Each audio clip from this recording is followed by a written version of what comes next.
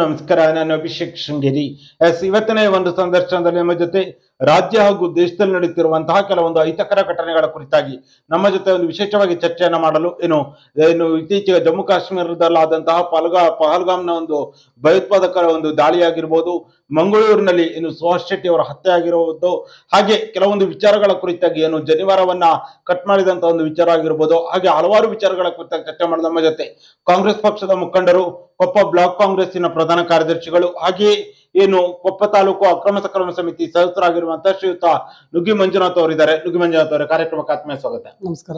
ಮಂಜುನಾಥ್ ಅವರೇ, ಪ್ರಮುಖವಾಗಿ ದೇಶ ಹಾಗೂ ರಾಜ್ಯದಲ್ಲಿ ದಿನದಿಂದ ದಿನಕ್ಕೆ ಕಳೆದ ಒಂದು 15 ದಿನಗಳಿಂದ ಅಹಿತಕರ ಘಟನೆಗಳಿಗೆ ಕಾರಣವಾಗ್ತಾ ಇದೆ. ಯಾಕೆ ಈ ರೀತಿಯಾದ ಘಟನೆಗಳು ಪದೇ ಪದೇ ನಡೀತಾ ಇದೆ? ಒಂದು, ನಾನು ಸಂಪೂರ್ಣವಾಗಿ ಇಂತಹ ಘಟನೆಗಳನ್ನ ಖಂಡಿಸ್ತೇನೆ. ಜಗತ್ತಿನಲ್ಲಿ ವಿಶ್ವಕ್ಕೆ ಶಾಂತಿ ಸಂದೇಶ ಮಾಡಿರ್ತಕ್ಕಂಥ ದೇಶ ನಮ್ದು. ಅದು ಭಗವಾನ್ ಬುದ್ಧ ಇರ್ಬೋದು, ಮಹಾವೀರ ಇರ್ಬೋದು, ತೀರ್ಥಂಕರ್ ಇರ್ಬೋದು, ಮಹಾತ್ಮ ಗಾಂಧೀಜಿಯವರು ಇರ್ಬೋದು. ವಿಶ್ವಶಾಂತಿಗೋಸ್ಕರ ಯೋಚನೆ ಮಾಡಿದಂಥವ್ರು, ವಿಶ್ವಶಾಂತಿಯನ್ನು ಸ್ಥಾಪಿಸ್ಬೇಕಂತ ಬಯಸಿದಂಥವ್ರು. ಆ ಹಂತಲ್ಲಿ ನಾವು ಹಿಂಸೆಯನ್ನು ಪ್ರಚೋದನೆ ಮಾಡೋದು, ಹಿಂಸೆಯನ್ನು ವೈಭವೀಕರಿಸೋದು, ಹಿಂಸೆಯನ್ನು ಪ್ರತಿಪಾದನೆ ಮಾಡ್ತಕ್ಕಂಥ ಪ್ರಶ್ನೆ ಇಲ್ಲ. ಇದಕ್ಕೆ ಮೂಲವಾಗಿ ಯಾವುದೇ ಧರ್ಮದಲ್ಲಿ ಮೂಲಭೂತವಾದ ಆಗಲಿ ಅಥವಾ ಕೋಮುವಾದನ ಎರಡನ್ನೂ ಕೂಡ ನಾವು ನಿರಾಕರಿಸಬೇಕಾಗತ್ತೆ. ಒಂದು ಪ್ರಜಾಪ್ರಭುತ್ವದ ಮೌಲ್ಯಗಳ ಆಧಾರದ ಮೇಲೆ ಜೀವನ ನಡೆಸ್ತಕ್ಕಂಥ ವ್ಯವಸ್ಥೆ ಆಗಬೇಕು. ವಿಶ್ವದಲ್ಲಿ ಎಲ್ಲರೂ ಸ್ವಚ್ಛಂದವಾಗಿ ಒಂದು ಭಯಮುಕ್ತ ವಾತಾವರಣ ಬರ್ತಕ್ಕಂಥ ವಾತಾವರಣ ನಿರ್ಮಾಣ ಆಗಬೇಕು. ಈ ಎರಡೂ ಘಟನೆಯನ್ನು ನಾನು ಅತ್ಯಂತ ಕಠಿಣ ಶಬ್ದಗಳಲ್ಲಿ ಖಂಡಿಸ್ತೇನೆ. ಇದು ಮರುಕಳಿಸಬಾರ್ದು, ಮತ್ತು ಈ ಪರಂಪರೆ ಮುಂದುವರಿಬಾರ್ದು. ನಿನ್ನ ನಾನು ಕೊಲ್ಲೋದು, ನನ್ನನ್ನು ನೀನು ಕೊಲ್ಲೋದು, ನಿನ್ನ ದ್ವೇಷ ಮಾಡೋದು, ಹೋರಾಟ ಪ್ರತಿಪಾದನೆ ಅವರ ವಿಚಾರಗಳು ಎಲ್ಲ ಕಡೆ ಇರ್ತದೆ. ಅವರವರು ಮುಂದುವರಬೇಕು ಅಥವಾ ಅವರ ಸಮಾಜದಲ್ಲಿ ಉನ್ನತ ಸ್ಥಾನ ಬರಬೇಕು ಅಥವಾ ಅವರು ವಿಚಾರಗಳನ್ನ ಮನ್ನಣೆ ಸಿಗ್ಬೇಕನ್ನೋದು ಅದು ನಿರ್ವಿವಾದ ಪ್ರತಿಯೊಬ್ಬರ ಮನಸ್ಸಲ್ಲಿ ಇರ್ತದೆ. ಅದು ಪ್ರಪಂಚದಲ್ಲಿ ಇರ್ತಕ್ಕಂಥ ಎಲ್ಲ ಮನುಷ್ಯನ ಗುಣಲಕ್ಷಣಗಳು ಇರ್ತಕ್ಕಂಥದ್ದು. ಆದರೆ ನಂದೇ ಶ್ರೇಷ್ಠ ಅಂತೇಳಿ ನಿಂದು ಕನಿಷ್ಠ ಅಂತ ದೌರ್ಜನ್ಯ ನಡೆಸ್ತಕ್ಕಂಥದ್ದು ಇದೆಯಲ್ಲ, ಇದು ಮನುಕುಲದ ಏಳಿಗೆ ಒಳ್ಳೆಯದಲ್ಲ. ಇದು ಖಂಡನಾರ್ಹ ವಿಷಯ. ಇದಕ್ಕೆ ಯಾವತ್ತಾದ್ರೂ ಅಂತ್ಯಗೊಂಡು ವಿಶ್ವದಲ್ಲಿ ಒಂದು ಶಾಂತಿ ನೆಲೆಸ್ತಕ್ಕಂಥ ವಾತಾವರಣ ನಿರ್ಮಾಣ ಆಗಬೇಕು ಅನ್ನೋದು ನನ್ನ ವೈಯಕ್ತಿಕ ಬಯಕೆ. ಮಂಜುನಾಥ್ ಅವರೇ, ಕಳೆದ ಒಂದು 8-10 ದಿನಗಳ ಹಿಂದೆ ಜಮ್ಮು ಕಾಶ್ಮೀರದ ಪಹಲ್ಗಾಮ್ನಲ್ಲಿ ಭಯೋತ್ಪಾದಕರು 26 ಜನ ಅಲ್ಲಿ ಬಂದ ಪ್ರವಾಸಿಗರನ್ನ ಹತ್ಯೆ ಮಾಡಿರುವಂತದ್ದು. ಆ ಹತ್ಯೆ ಮಾಡಿರುವಂತ ಘಟನೆ ನೋಡಿದ್ರೆ ಇಲ್ಲಿ ಒಂದ್ ಕಡೆ ಹಿಂದೂಗಳನ್ನೇ ಟಾರ್ಗೆಟ್ ಮಾಡಿ ಒಂದು ಹತ್ಯೆಯನ್ನು ಮಾಡಿರುವಂತದ್ದು ಕಂಡು ಬರುತ್ತೆ. ಭಯೋತ್ಪಾದಕರು ಹತ್ಯೆಯನ್ನು ಮಾಡಿದ್ದಾರೆ. ಈ ಒಂದು ಘಟನೆ ಕುರಿತಾಗಿ ಏನ್ ಹೇಳ್ತೀರಾ? ಇದು ಅತ್ಯಂತ ಶೋಚನೀಯ ಮತ್ತು ಅತ್ಯಂತ ಕೆಟ್ಟ ನಿರ್ಣಯ, ಇದು ಕೆಟ್ಟ ಯೋಚನೆ. ಮನುಕುಲದಲ್ಲಿ ಅವ್ರು ಯಾರು ಮನುಷ್ಯರು ಅಂತ ಹೇಳಲಿಕ್ಕೆ ಅಯೋಗ್ಯರಂತ ಹೇಳಿ ನಾನು ಭಾವಿಸ್ತೇನೆ. ಯಾಕಂದ್ರೆ ಪ್ರಾಣಿಗಳು ಕೂಡ ಮಾತ್ರ ಯಾವುದು ವೈಲ್ಡ್ ಲೈಫ್ ಅಂತ ಹೇಳ್ತೀವಲ್ಲ, ಅಂಥ ಪ್ರಾಣಿಗಳಂದು ಸಿಂಹ, ಹುಲಿ, ಚಿರತೆಗಳು ಮಾತ್ರ ನನ್ನ ಪ್ರಾಣಿ ಮೇಲೆ ನೇರವಾಗಿ ದಾಳಿ ಮಾಡಿ ತಿಂತಕ್ಕಂಥದ್ದು, ಕಬಳಿಸ್ತಕ್ಕಂಥ ವಾತಾವರಣ. ಮನುಷ್ಯರುಗಳಿಗೆ ಅದಿಲ್ಲ. ಮನುಷ್ಯ ಕಂಡಾಗ ಇನ್ನೊಂದು ಮನುಷ್ಯನ ಪ್ರೀತಿ ಮಾಡ್ತಕ್ಕಂಥ ವಾತಾವರಣ ಇರ್ತಕ್ಕಂಥ ಮನುಷ್ಯ ಜೀವಿ. ಆ ರೀತಿ ಜೀವಿ ಆಗಿರ್ಬೇಕಾದ ಮನುಷ್ಯ ಇನ್ನೊಂದು ಜೀವಿಗಳ ಕಂಡಾಗ ದಾಳಿ ಮಾಡ್ತಂದ್ರೆ ಅವನು ಮನುಷ್ಯಕ್ಕಿಂತ ಮೃಗಕ್ಕಿಂತ ಅವನು ಕೇವಲ ಅಂತ ಹೇಳಿ ಭಾವಿಸ್ತೇನೆ. ಅದು ಹಿಂದ್ಗಡೆ ಇರ್ತಕ್ಕಂಥ ಯಾರಾದರೂ ಕೂಡ ಕಠಿಣ ಶಿಕ್ಷೆಗೆ ಒಳಪಡಿಸ್ಬೇಕು, ಅದರಲ್ಲೇ ನಿರ್ವಿವಾದ. ನಾವು ನಿಶಸ್ತ್ರೀಕರಣದ ಬಗ್ಗೆನೂ ಚಿಂತೆ ಮಾಡಿದಂಥ ದೇಶ, ವಿಶ್ವಶಾಂತಿಗೋಸ್ಕರ ಚಿಂತೆ ಮಾಡಿದಂಥ ದೇಶ, ಅಹಿಂಸಾ ಮಾರ್ಗದಲ್ಲಿ ಸ್ವತಂತ್ರ ಪಡೆದ ದೇಶ ಆದರೂ ಕೂಡ ಇಂಥ ದಾಳಿನ ಸಹಿಸಬಾರ್ದು ಅಂತ ನನ್ನ ನೇರ ಅಭಿಪ್ರಾಯ. ಮಂಜುನಾಥ್ ಅವರೇ, ದಾಳಿ ಮಾಡಿದ ಸಂದರ್ಭದಲ್ಲಿ ಏಕಾಏಕಿ ಎಲ್ಲರ ಮೇಲೆ ದಾಳಿಯನ್ನ ಮಾಡಿಲ್ಲ. ಅಲ್ಲಿ ಪರ್ಟಿಕ್ಯುಲರ್ ಆಗಿ ಹಿಂದೂಗಳನ್ನ ಗುರುತು ಮಾಡಿ ದಾಳಿಯನ್ನ ಮಾಡಿರುವಂತದ್ದು. ಅಲ್ಲಿ ಸತ್ತಿರುವಂತಹ ಹಿಂದೂಗಳಾಗಿರ್ಬೋದು, ಅಲ್ಲಿ ಮೃತಪಟ್ಟ ಕುಟುಂಬದ ಸದಸ್ಯರು ಕೂಡ ಕೆಲವರು ಹೇಳಿಕೆಯನ್ನು ನೀಡಿದ್ದಾರೆ. ಅಲ್ಲಿ ಕೆಲವರು ಪ್ಯಾಂಟ್ ಬಿಚ್ಚಿ ಶೂಟ್ ಅನ್ನ ಮಾಡಿದ್ದಾರೆ, ಕೆಲವರು ಹಿಂದೂ ಅಥವಾ ಕನ್ಫರ್ಮ್ ಮಾಡ್ಕೊಂಡು ಶೂಟ್ ಅನ್ನ ಮಾಡಿದ್ದಾರೆ ಅಂತ. ಅಂದ್ರೆ ಯಾಕೆ ಹಿಂದೂಗಳ ಮೇಲೆ ಇಷ್ಟೊಂದು ದ್ವೇಷ? ನೋಡಿ ಅಭಿಷೇಕ್ ಅವರೇ, ಇಲ್ಲಿ ಅವರು ಪ್ಯಾಂಟ್ ಪಿಚ್ಚಿ ದಾಳಿ ಮಾಡಿದ್ರು, ಇನ್ನೊಂದು ದಾಳಿ ಮಾಡಿದ್ರು ಅನ್ನೋದ್ರ ಬಗ್ಗೆ ಚರ್ಚೆ ಮಾಡಕ್ಕೆ ಅಂತ ಹೇಳಿ ದಾಳಿ ಮಾಡಿದವನು ಯಾರು? ಅವನು ಭಯೋತ್ಪಾದಕ. ಅವನೇನು ಮನುಷ್ಯನೋಡ ಪ್ರೀತಿ ಮಾಡ್ತಿರ್ತಕ್ಕಂಥ ಮನಸ್ಥಿತಿ ದಾಟಿರ್ತಕ್ಕಂಥ ವ್ಯಕ್ತಿ. ಯಾವುದೋ ಒಂದು ಸಿದ್ಧಾಂತನ ಒಪ್ಕೊಂಡು ಅಥವಾ ಅದರ ತಲೆ ನಾನು ಅದೇ ಕೇಳ್ತಾ ಇರುವಂತದ್ದು. ಮನುಷ್ಯ ನೀವು ಹೇಳ್ತಾ ಆದ್ರೆ ಅಲ್ಲಿ ಪರ್ಟಿಕ್ಯುಲರ್ ಆಗಿ ಹಿಂದೂಗಳನ್ನೇ ಟಾರ್ಗೆಟ್ ಮಾಡಿ ದಾಳಿ ಮಾಡಿರುವಂತದ್ದು. ಅಂದ್ರೆ ಭಾರತ ದೇಶದಲ್ಲಿ ಹಿಂದೂಗಳಿಗೆ ರಕ್ಷಣೆ ಇಲ್ವಾ ಹಾಗಾದ್ರೆ? ಅಲ್ಲ, ಇಲ್ಲಿ ಎರಡು ತರ ಚರ್ಚೆ ಮಾಡ್ಬೇಕಂತ ಅಭಿವರೇ. ಒಂದು, ಕೇಂದ್ರ ಸರ್ಕಾರ ಈಗೆಲ್ಲ ನಮ್ಮನ್ನು ತಪ್ಪು ಅಂತ ಒಪ್ಕೊಂಡಿದೆ. ಅಲ್ಲಿ ಸಾಕಷ್ಟು ಮಟ್ಟದ ಅಭಿವೃದ್ಧಿ ಅಭಿವೃದ್ಧಿ ಅಲ್ಲ, ಸಾಕಷ್ಟು ಮಟ್ಟದ ಭದ್ರತಾ ವ್ಯವಸ್ಥೆಯನ್ನು ಹಾಕಬೇಕಾಗಿರ್ತಕ್ಕಂಥದ್ದು ನಮ್ಮಂಥ ವೈಫಲ್ಯ ಅಂತ ಮೊನ್ನೆ ಪೂರ್ವಪಕ್ಷ ಮೇಲೆ ಒಪ್ಕೊಂಡಿರ್ತಕ್ಕಂಥದ್ದು. ಒಂದು, ಈ ದೇಶದ ಜನರು ಭಯಮುಕ್ತರಾಗಿ ಓಡಾಡಬೇಕಾದಂಥ ವಾತಾವರಣ ನಿರ್ಮಾಣ ಮಾಡ್ತಕ್ಕಂಥದ್ದು ಸ್ಥಾಪಿತ ಸರ್ಕಾರದ ಜವಾಬ್ದಾರಿ. ಆಮೇಲೆ ಈ ರೀತಿಯ ಘಟನೆಗಳು ಮತ್ತು ಧರ್ಮ ಕೇಳೇ ಹೊಡೆದಿದ್ದಾರೆ ಅಂತ ಹೇಳಿ ಅವರಷ್ಟು ಅನಾಗರಿಕರು, ಅವರಷ್ಟು ಮುಟ್ಟಾಡರು ಯಾರು ಇರ್ಲಿಕ್ಕಿಲ್ಲ. ಭಯೋತ್ಪಾದಕ ಅಥವಾ ಒಬ್ಬ ಕೋಯಿ ಹಿಡ್ದನು, ಇವತ್ತು ಅವನು ಕೊಲ್ತಾನೆ, ನಾನೇನು ಕೊಲ್ತಾನು, ಕೋಯಿ ಹಿಡ್ತಕ್ಕಂಥ ವಾತಾವರಣ ನಿರ್ಮಾಣ ಮಾಡಿರ್ತಕ್ಕಂಥದ್ದು ಅವನ ಒಪ್ಪಿಕೊಂಡು ಸಿದ್ಧಾಂತನ ಸಂಪೂರ್ಣ ವಿರೋಧಿಸ್ಬೇಕು. ಅದು ಯಾವುದೇ ಧರ್ಮದನ್ನು ಕೊಂದಿರಲಿ, ಯಾವುದೇ ಧರ್ಮ ಬಿಟ್ಟಿರಲಿ, ಅವನು ಯಾವ ಧರ್ಮನ ಬಿಡೋದಿಲ್ಲ. ನಾಳೆ ಒಂದು ಹುಲಿ ಬೇಟೆಯಾಡಲಿ ಸ್ಟಾರ್ಟ್ ಮಾಡಿದ್ರೆ, ನಾನು ನಾಳೆ ದೂರದ ತೋಟದ ಬೇಸಾಯ ಮಾಡಿದ್ರೆ ನಾಳೆ ಪಕ್ಕದಲ್ಲಿರ್ತಕ್ಕಂಥ ಜನಗಳನ್ನ ಬೇಟೆ ಮಾಡ್ತಾವನು ಮೃಗಕ್ಕಿಂತ ಅತಾತ ಅಂತ ಹೇಳಿ ನಾನು ಬಯಸ್ತೀನಿ. ಅದರಲ್ಲಿ ಯಾವುದೇ ಧರ್ಮ ಜಾತಿ ಅಂತಲ್ಲ, ಅವು ಮೃಗಕ್ಕಿಂತ ಕೇವಲ ಮನುಷ್ಯ ಆಗ್ಲಿಕ್ಕೆ ಯೋಗ್ಯರಲ್ಲ ಅವರು ಅಂತ. ಮಂಜುನಾಥ್ ಅವರೇ, ಅದರ ಜೊತೆಯಲ್ಲಿ ಏನು ಪಹಲ್ಗಾಮ್ನ ಘಟನೆಯನ್ನು ನೀನು ಮರೆಯುವುಗಿಂತ ಮೊದಲನೇದಾಗಿ ಆ ಘಟನೆ ಮರೆಯಕ್ಕೆ ಸಾಧ್ಯನೇ ಇಲ್ಲ. ಆದ್ರೆ ಎಲ್ಲೋ ಒಂದ್ ಕಡೆ ನೋಡಿದ್ರೆ ಪಹಲ್ಗಾಮ್ನ ಘಟನೆ ಎಲ್ಲೋ ಒಂದ್ ಕಡೆ ಕಳೆದ ಒಂದು 3-4 ವರ್ಷಗಳಲ್ಲಿ ಜಮ್ಮು ಕಾಶ್ಮೀರದಲ್ಲಿ ಒಂದು ರೀತಿಯ ಶಾಂತಿಯ ವಾತಾವರಣ ಸೃಷ್ಟಿಯಾಗಿತ್ತು. ಆದ್ರೆ ಕಳೆದ ಕೆಲ ತಿಂಗಳುಗಳ ಹಿಂದೆ ಅದಕ್ಕೆ ಚುನಾವಣೆ ನಡೆಯುತ್ತೆ, ಅಲ್ಲಿ ನೂತನ ಸರ್ಕಾರ ಜಾರಿಗೆ ಬಂದ ನಂತರ ಮತ್ತೆ ಈ ರೀತಿಯಾದ ಅಹಿತಕರ ಘಟನೆಗಳು ಯಾಕೆ ನಡೀತಾ ಇದೆ?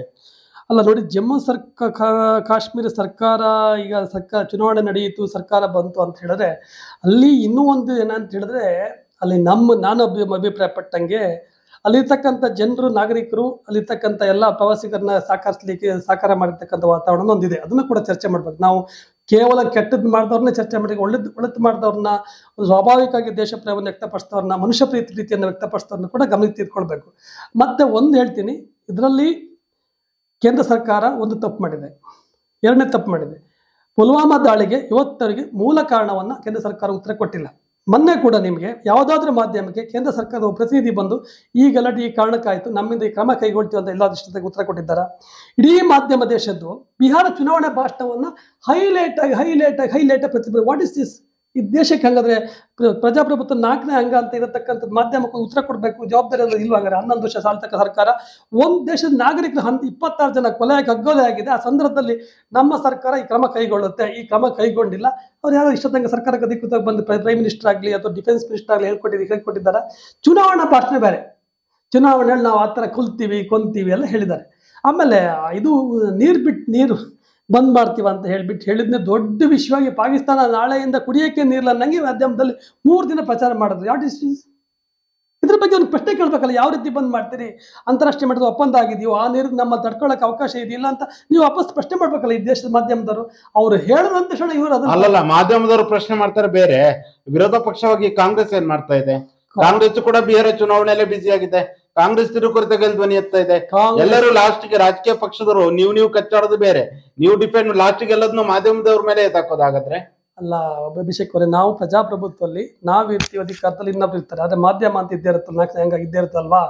ನಾವು ಮಾಧ್ಯಮದವರು ಪ್ರಶ್ನೆ ಮಾಡೋದನ್ನ ಮಾಡಿದ್ದಾರೆ, ಯಾವ್ದನ್ನ ತೋರಿಸ್ಬೇಕಾ ತೋರಿಸಿದ್ದಾರೆ.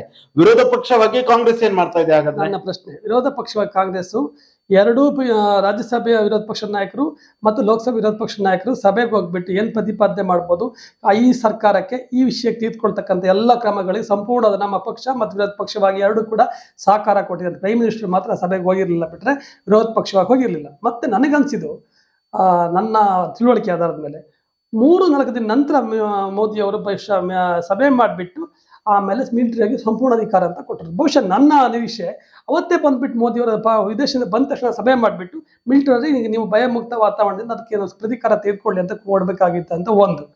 ಆಮೇಲೆ ಮೊನ್ನೆ ಒಂದು ಕ್ಯಾಬಿನೆಟ್ ಮೀಟಿಂಗ್ ಆಯ್ತು. ನಾನು ಎಂತ ಕಳ್ಸಿದ್ದೆ, ಈ ಕ್ಯಾಬಿನೆಟ್ ಮೀಟಿಂಗ್ ಆದಾಗ ಪಾಕಿಸ್ತಾನಕ್ಕೆ ಅದು ವಿಶೇಷವಾಗಿ ಭಯೋತ್ಪಾದಕರಿಗೆ ಒಂದು ಬುದ್ಧಿ. ನೀವೆಲ್ಲ ಹೇಳ್ತಾ ಇದ್ದೀರಾ ಪ್ರತಿಕಾರ ತೆಗೆದುಕೊಬೇಕಿತ್ತು ಅಂತ ನೀವು ಹೇಳ್ತಾ ಇದ್ದೀರಾ, ಆದ್ರೆ ನಿಮ್ಮ ಮುಖ್ಯಮಂತ್ರಿಗಳು ಹೇಳ್ತಾರೆ ಪ್ರತಿಕಾರ ಬೇಡ, ಯುದ್ಧ ಬೇಡ ಅಂತ ರಾಜ್ಯದ ಮುಖ್ಯಮಂತ್ರಿಗಳು ಹೇಳ್ತಾರೆ. ಒಂದು ಪ್ರಶ್ನೆ ಚೆನ್ನಾಗಿರ್ತದ್ರಿ, ನೀವು ಏನಾಗಿದೆ ಸೆಲೆಕ್ಟಿವ್ ಆಗಬಾರ್ದು ಅಭಿಷೇಕ್ ಅವರೇ. ಮಾಧ್ಯಮದಲ್ಲಿ ಸೆಲೆಕ್ಟಿವ್ ಅಲ್ಲ, ನಿಮಿಷ ನೀವು ಹೇಳಿದ ಒಂದು ಪ್ರಶ್ನೆಗೆ ನಾನು ಹೇಳ್ತಾ ಇರುವಂತದ್ದು, ನೀವು ಪ್ರತಿಕಾರ ಬೇಡ, ನೀವು ಪ್ರತಿಕಾರ ತೀರ್ಸ್ಕೊಬೇಕು ನೀವು ಹೇಳ್ತಾ ಇದ್ದೀರಾ. ಆದ್ರೆ ರಾಜ್ಯದ ಮುಖ್ಯಮಂತ್ರಿಗಳು ಹೇಳ್ತಾ ಇದ್ದಾರೆ ಯುದ್ಧ ಬೇಡ, ಪ್ರತಿಕಾರ ಬೇಡ ಅನ್ನೋದು ಮುಖ್ಯಮಂತ್ರಿಗಳು ಹೇಳ್ತಾ ಇದ್ದಾರೆ. ಪ್ರತಿಕಾರ ಬೇಡ ಅಂತ ಹೇಳಿಲ್ಲ, ಸರಿಯಾದ ಕಠಿಣ ಕ್ರಮ ತೆಗೆದುಕೊಳ್ಳಿ, ಅನಿವಾರ್ಯ ಯುದ್ಧ ಬೇಡ ಅನ್ನೋ ಪದವನ್ನು ಬಳಸಿದ್ದಾರೆ.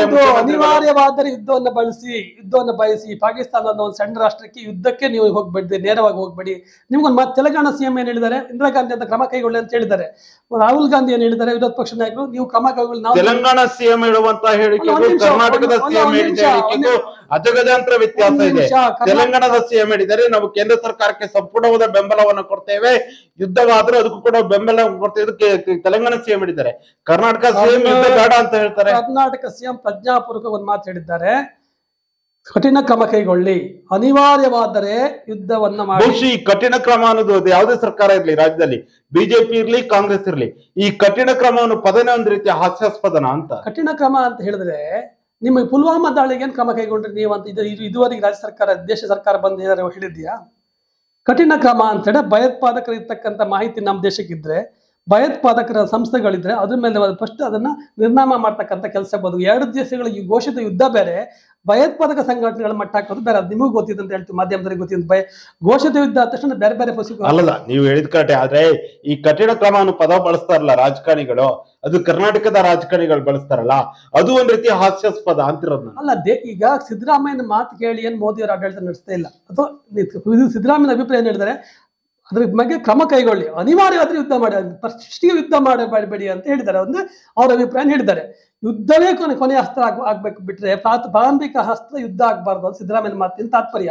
ಅನಿವಾರ್ಯವಾದರೆ ಯುದ್ಧ ಮಾಡಿ, ಅದು ಕ್ರಮ ಕೈಗೊಳ್ಳಿ. ಯಾಕಂದ್ರೆ ಅವ್ರು ನಿಕೃಷ್ಟವಾಗಿ ಅವ್ರನ್ನ ಮಟ್ಟ ಹಾಕ್ತಕ್ಕಂಥ ಕೆಲಸ ಆಗ್ಬೇಕು. ಅದು ಎಲ್ಲೇ ಇರಲಿ ಅವ್ರನ್ನ ಹುಡುಕಿ ಮಟ್ಟ ಹಾಕ್ಬೇಕಂತ ಮಾಡಿ ಕೇಂದ್ರ ಸರ್ಕಾರ ಭಾಷಣದಲ್ಲಿ ಹೇಳ್ತಾರೆ, ಹೇಳಿದೆ. ಮೊನ್ನೆ ಮೋದಿ ಅವರು ಹೇಳಿದ್ದಾರೆ, ಅಮಿತ್ ಶಾ ಅವರು ಹೇಳಿದ್ದಾರೆ, ಗೃಹ ಮಂತ್ರಿಗಳು ಹುಡುಕಿ ಹೊಡಿತೀವಿ ಅಂತ, ಯುದ್ಧ ಮಾಡ್ತೀವಿ ಅಂತ ಅವರು ಹೇಳಿಲ್ಲ. ನಮ್ಮ ಸಿದ್ದರಾಮಯ್ಯ ಮಾತಿನ ತಾತ್ಪರ್ಯ ಏನು, ಕಠಿಣ ಕ್ರಮ ಕೈಗೊಳ್ಳಿ, ಯುದ್ಧವೇ ಪ್ರಾರಂಭಿಕ ಡಿಸಿಷನ್ ಆಗೋದು ಬೇಡ ಅಂತ ಮೊನ್ನೆ ನಿಮ್ಮ ಮಾಧ್ಯಮದ ರಂಗನಾಥ್ ಅವರು ವಿಶ್ಲೇಷಣೆ ಮಾಡಿ ಯುದ್ಧ ಕೊನೆ ಅಸ್ತ್ರ ಆಗ್ಬೇಕು ಅಂತ ಹೇಳಿದ್ದಾರೆ. ಇದು ಒಬ್ಬ ರಾಜಕೀಯ ತಜ್ಞರು ಹೇಳಿರ್ತಕ್ಕಂಥ ಅಭಿಪ್ರಾಯ. ಅದು ಏನ್ ಹೇಳಿದ್ದಾರೆ, ಕ್ರಮ ಕೈಗೊಳ್ಬೇಡಿ, ಅವ್ರ ಮೇಲೆ ಸಾಫ್ಟ್ ಆಗಿ ಯಾವುದಕ್ಕೆ ನಿರ್ದಿಷ್ಟ ಕ್ರಮಕ್ಕೆ ಹೋಗ್ಬೇಡಿ ಅಂತ ಹೇಳಿಲ್ಲ. ಭಯೋತ್ಪಾದನೆ ಮತ್ತು ಆತಂಕವಾದವನ್ನು ನಿರ್ದಾಕ್ಷಿಣ್ಯವಾಗಿ ಮಟ್ಟ ಹಾಕ್ಲೇಬೇಕು. ಅನಿವಾರ್ಯವಾದ್ರೆ ಘೋಷಿತ ಯುದ್ಧ ಆಗ್ಬೇಕು.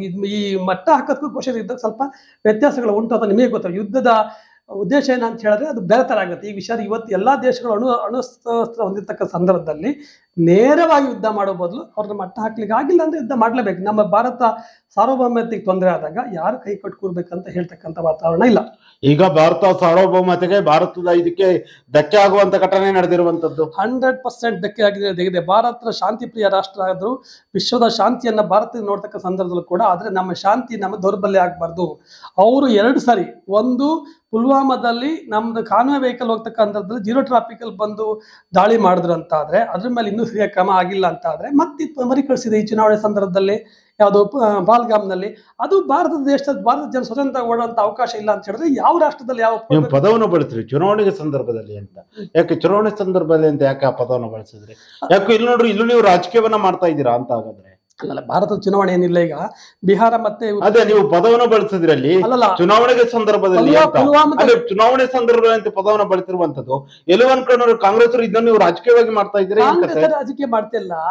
ಪುಲ್ವಾಮಾ ಘಟನೆ ಆಗಿದ್ದು ಚುನಾವಣೆ ಸಂದರ್ಭದಲ್ಲಿ, ಪುಲ್ವಾಮಾ ಗಲಾಟೆ ಆಗಿದ್ದು ಘಟನೆ ಆಗಿದ್ದು ಪುಲ್ವಾಮಾ ಸಂದರ್ಭದಲ್ಲಿ.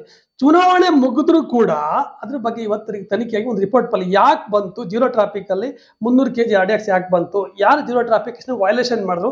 ಒಂದು ಜೀರೋ ಟ್ರಾಫಿಕ್ ಹೋಗ್ಬೇಕಾದ್ರೆ ಅದಕ್ಕೆ ರೂಲ್ ಇರ್ತಲ್ವಾ? 40 ಜನ ಸೈನಿಕರು ಹೋಗ್ತಾಗ ಅಷ್ಟು 40 ಜನ ಸೈನಿಕರು ಸತ್ತೋದಾಗ ಯಾವ ಕಾರಣಕ್ಕೂ ಒಂದು ಘಟನೆ ಆಗ್ಬೇಕಾದ್ರೆ ಒಂದು ತನಿಖೆ ಅನ್ಕೋ ರಿಪೋರ್ಟ್ ಬೇಕಲ್ಲ. ಇದುವರೆಗೆ ಬಂದಿಲ್ಲ, ಚುನಾವಣೆ ಮುಗಿದ್ಮೇಲೆ ಬಂದಿಲ್ಲ. ಅದಕ್ಕೆ ಕೇಳ್ತಿರೋದು. ಚುನಾವಣೆ ಆ ಸಂದರ್ಭದಲ್ಲಿ ಆಗಿತ್ತು, ಈಗ ರಾಜ್ಯಗಳ ಚುನಾವಣೆ ಸಂದರ್ಭದಲ್ಲಿ ಆಗಿತ್ತು. ಚುನಾವಣೆ ಮುಗಿದ್ಮೇಲೆ ಅದನ್ನ ಮಾತಾಡೋದು ಬಿಡಬಾರ್ದು. ಸ್ಥಾಪಿತ ಸರ್ಕಾರ, ಕೇಂದ್ರ ಸರ್ಕಾರ ಈ ದೇಶದ ನಾಗರಿಕ ರಕ್ಷಣೆ ಕೊಡ್ತಕ್ಕಂಥ ಜವಾಬ್ದಾರಿ ವಹಿಸ್ಕೊಂಡ್ಮೇಲೆ ಅದಕ್ಕೆ ಉತ್ತರ ಕೊಡ್ಬೇಕು. ಚುನಾವಣೆ ಈ ಮಾತು ಹೇಳಿದ್ರೆ ಇವ್ರು ಸರ್ವಪಕ್ಷ ಸಭೆಗಿಂತ ಹೋಗಿ ಚುನಾವಣೆ ಭಾಷಣದಲ್ಲಿ ಮಾತಾಡಿದ್ ಬಿಟ್ರೆ ಇವತ್ತು 2 home minister and prime minister ಬಿಟ್ರೆ ಇವತ್ತವ್ರಿಗೆ ಮಾತಾಡಿಲ್ಲ. ಇದಕ್ಕೋಸ್ಕರ ಚುನಾವಣೆ ಅಂತ ಪದೇ ಹೇಳಿದೆ. ಚುನಾವಣೆ ಜನರನ್ನ ಅಟ್ರಾಕ್ಷನ್ ಮಾಡಕ್ಕೋಸ್ಕರ ಭಾಷಣ ಮಾಡಬಾರ್ದು, ಜನರ ಆಕರ್ಷಣೆ ಮಾಡಕ್ಕೋಸ್ಕರ ಪ್ರತಿಪಾದನೆ ಮಾಡ್ಬೇಕಲ್ವಾ? ಮಾಧ್ಯಮದಲ್ಲಿ ಕೂತಿದ್ದಾರೆ, ಚರ್ಚೆ ಮಾಡಿದ್ವಿ, ಈ ತರ ನಮ್ ತೀರ್ಪು ಈ ತರ ತೀರ್ಮಾನ ಇದೆ ಅಂತ ಹೇಳ್ಬೇಕಲ್ವಾ? ಅದಕ್ಕೋಸ್ಕರ ಹೇಳ. ಮಂಜುನಾಥ್, ಜೊತೆಯಲ್ಲಿ ಪಹಲ್ಗಾಮ್ನ ಘಟನೆ ನಡೆದು ಅದು ನಾವು ಘಟನೆ ಮರೆಯಕ್ಕೆ ಸಾಧ್ಯನೇ ಇಲ್ಲ. ಆ ಘಟನೆ ನಡೆದು 1 ವಾರಗಳ ಅಂತರದಲ್ಲಿಯೇ ದಕ್ಷಿಣ ಕನ್ನಡ ಜಿಲ್ಲೆಯಲ್ಲಿ ಮತ್ತೊಂದು ಅಹಿತಕರ ಘಟನೆ ನಡೆದಿರುವಂತದ್ದು.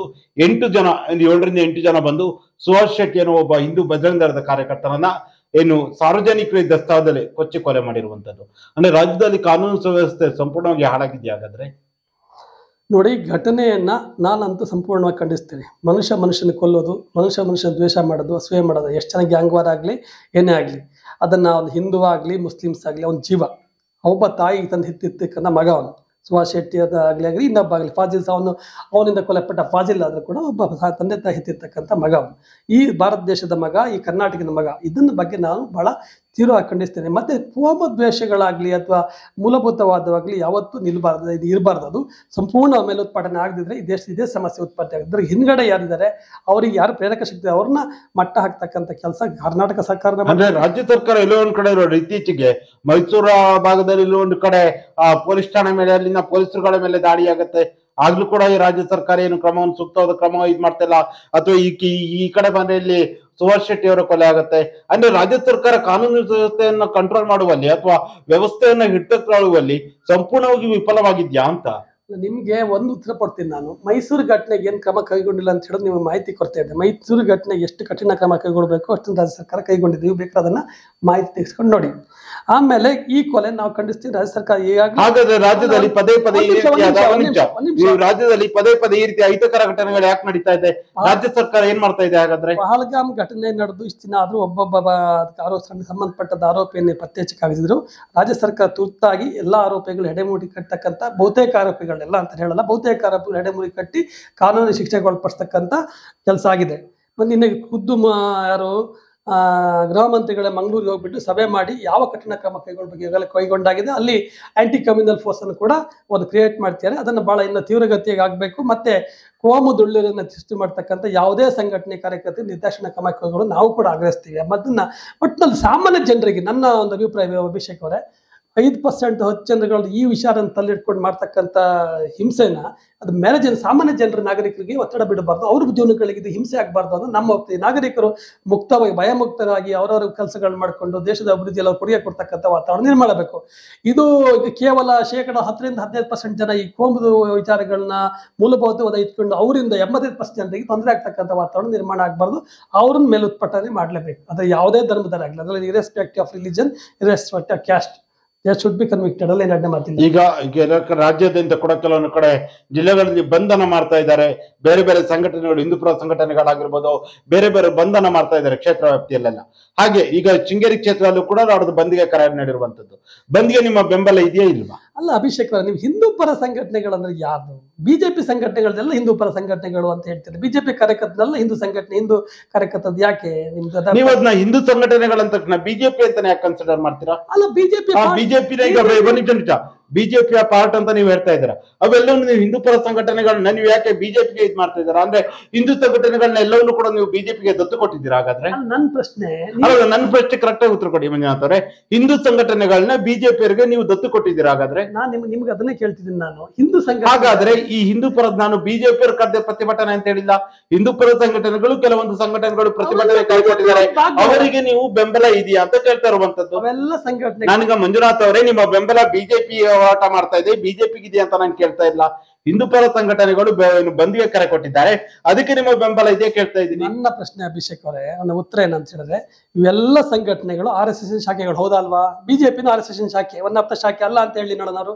ಸಂಘ ಪರಿವಾರದ ಶಾಖೆಗಳಿವು. ನೀವು ಅವರೆಲ್ಲ ತಗೊಂಡಾಗ ಹಿಂದೂಪರ ಸಂಘಟನೆ, ಬಿಜೆಪಿ ಶಾಖೆ ಸಂಘಟನೆಗಳು ಅವರೆಲ್ಲ. ಅಂದ್ರೆ ನೀವೀಗ ಅಂದ್ರೆ ಈ ಒಂದು ಹೋರಾಟಕ್ಕೆ ಇಂಡೈರೆಕ್ಟ್ ಆಗಿ ನಿಮ್ಮ ಬೆಂಬಲ ಇಲ್ಲ ಅಂತ ಹೇಳ್ತಾ ಇದ್ದೀರಾ ಬಂದ್ಗೆ? ಅಲ್ಲಲ್ಲ, ನನ್ನ ಪ್ರಶ್ನೆ ಮಂಜುನಾಥ್ ಅವರು ನಾಡ್ದು ಸೋಮವಾರ ಮೇ 5ರಂದು ಚಿಕ್ಕಮಗಳೂರು ಜಿಲ್ಲೆ ಶೃಂಗೇರಿ ಕ್ಷೇತ್ರ ವ್ಯಾಪ್ತಿಯಲ್ಲಿ ಬಂದ್ ನಡೀತಾ ಇದೆ, ಅದಕ್ಕೆ ನಿಮ್ಮ ಬೆಂಬಲ ಇಲ್ಲ? ಅಲ್ಲ, ಬಂದ್ ಮಾಡ್ಬೇಕಾದವರು 26 ಘಟನೆಗೆ ಏನು ಸರ್ಕಾರ ಕ್ರಮ ಕೈಗೊಳ್ತಿದ್ದಾಗ ಇಷ್ಟೊತ್ತಿಗೆ ಅದ್ ಮಾಡ್ಬೇಕಾಗಿತ್ತು. 26 ಘಟನೆಗೆ, ಪಹಲ್ಗಾಮ್ನಲ್ಲಿ ನಡೆದ ಘಟನೆಗೆ ಮಾಡ್ಬೇಕಾಗಿತ್ತು. ಈಗ ಕರ್ನಾಟಕ ಸರ್ಕಾರ ಒಂದೇ ಕಾರಣಕ್ಕೋಸ್ಕರ ರಾಜಕೀಯ ಪ್ರಯತ್ನ ಕರೆಗೆ ಕರ್ನಾಟಕ ಸುಭಾಷ್ ಶೆಟ್ಟಿ ಅವರ ಪಾಪ ಒಬ್ಬ ಸುಭಾಷ್ ಶೆಟ್ಟಿ ಅಂತ ಒಬ್ಬ ಯುವಕ ಸತ್ತೋದಾಗ ಇಲ್ಲಿ ಕರ್ನಾಟಕ ಸರ್ಕಾರದಲ್ಲಿ ಕಾಂಗ್ರೆಸ್ ಸರ್ಕಾರ ಅಧಿಕಾರ ಕಾರಣಕ್ಕೋಸ್ಕರ ಬಂದ್ ಮಾಡ್ತಕ್ಕಂಥ ರಾಜಕೀಯ ಪ್ರಯತ್ನ ಬಂದದ್ದು.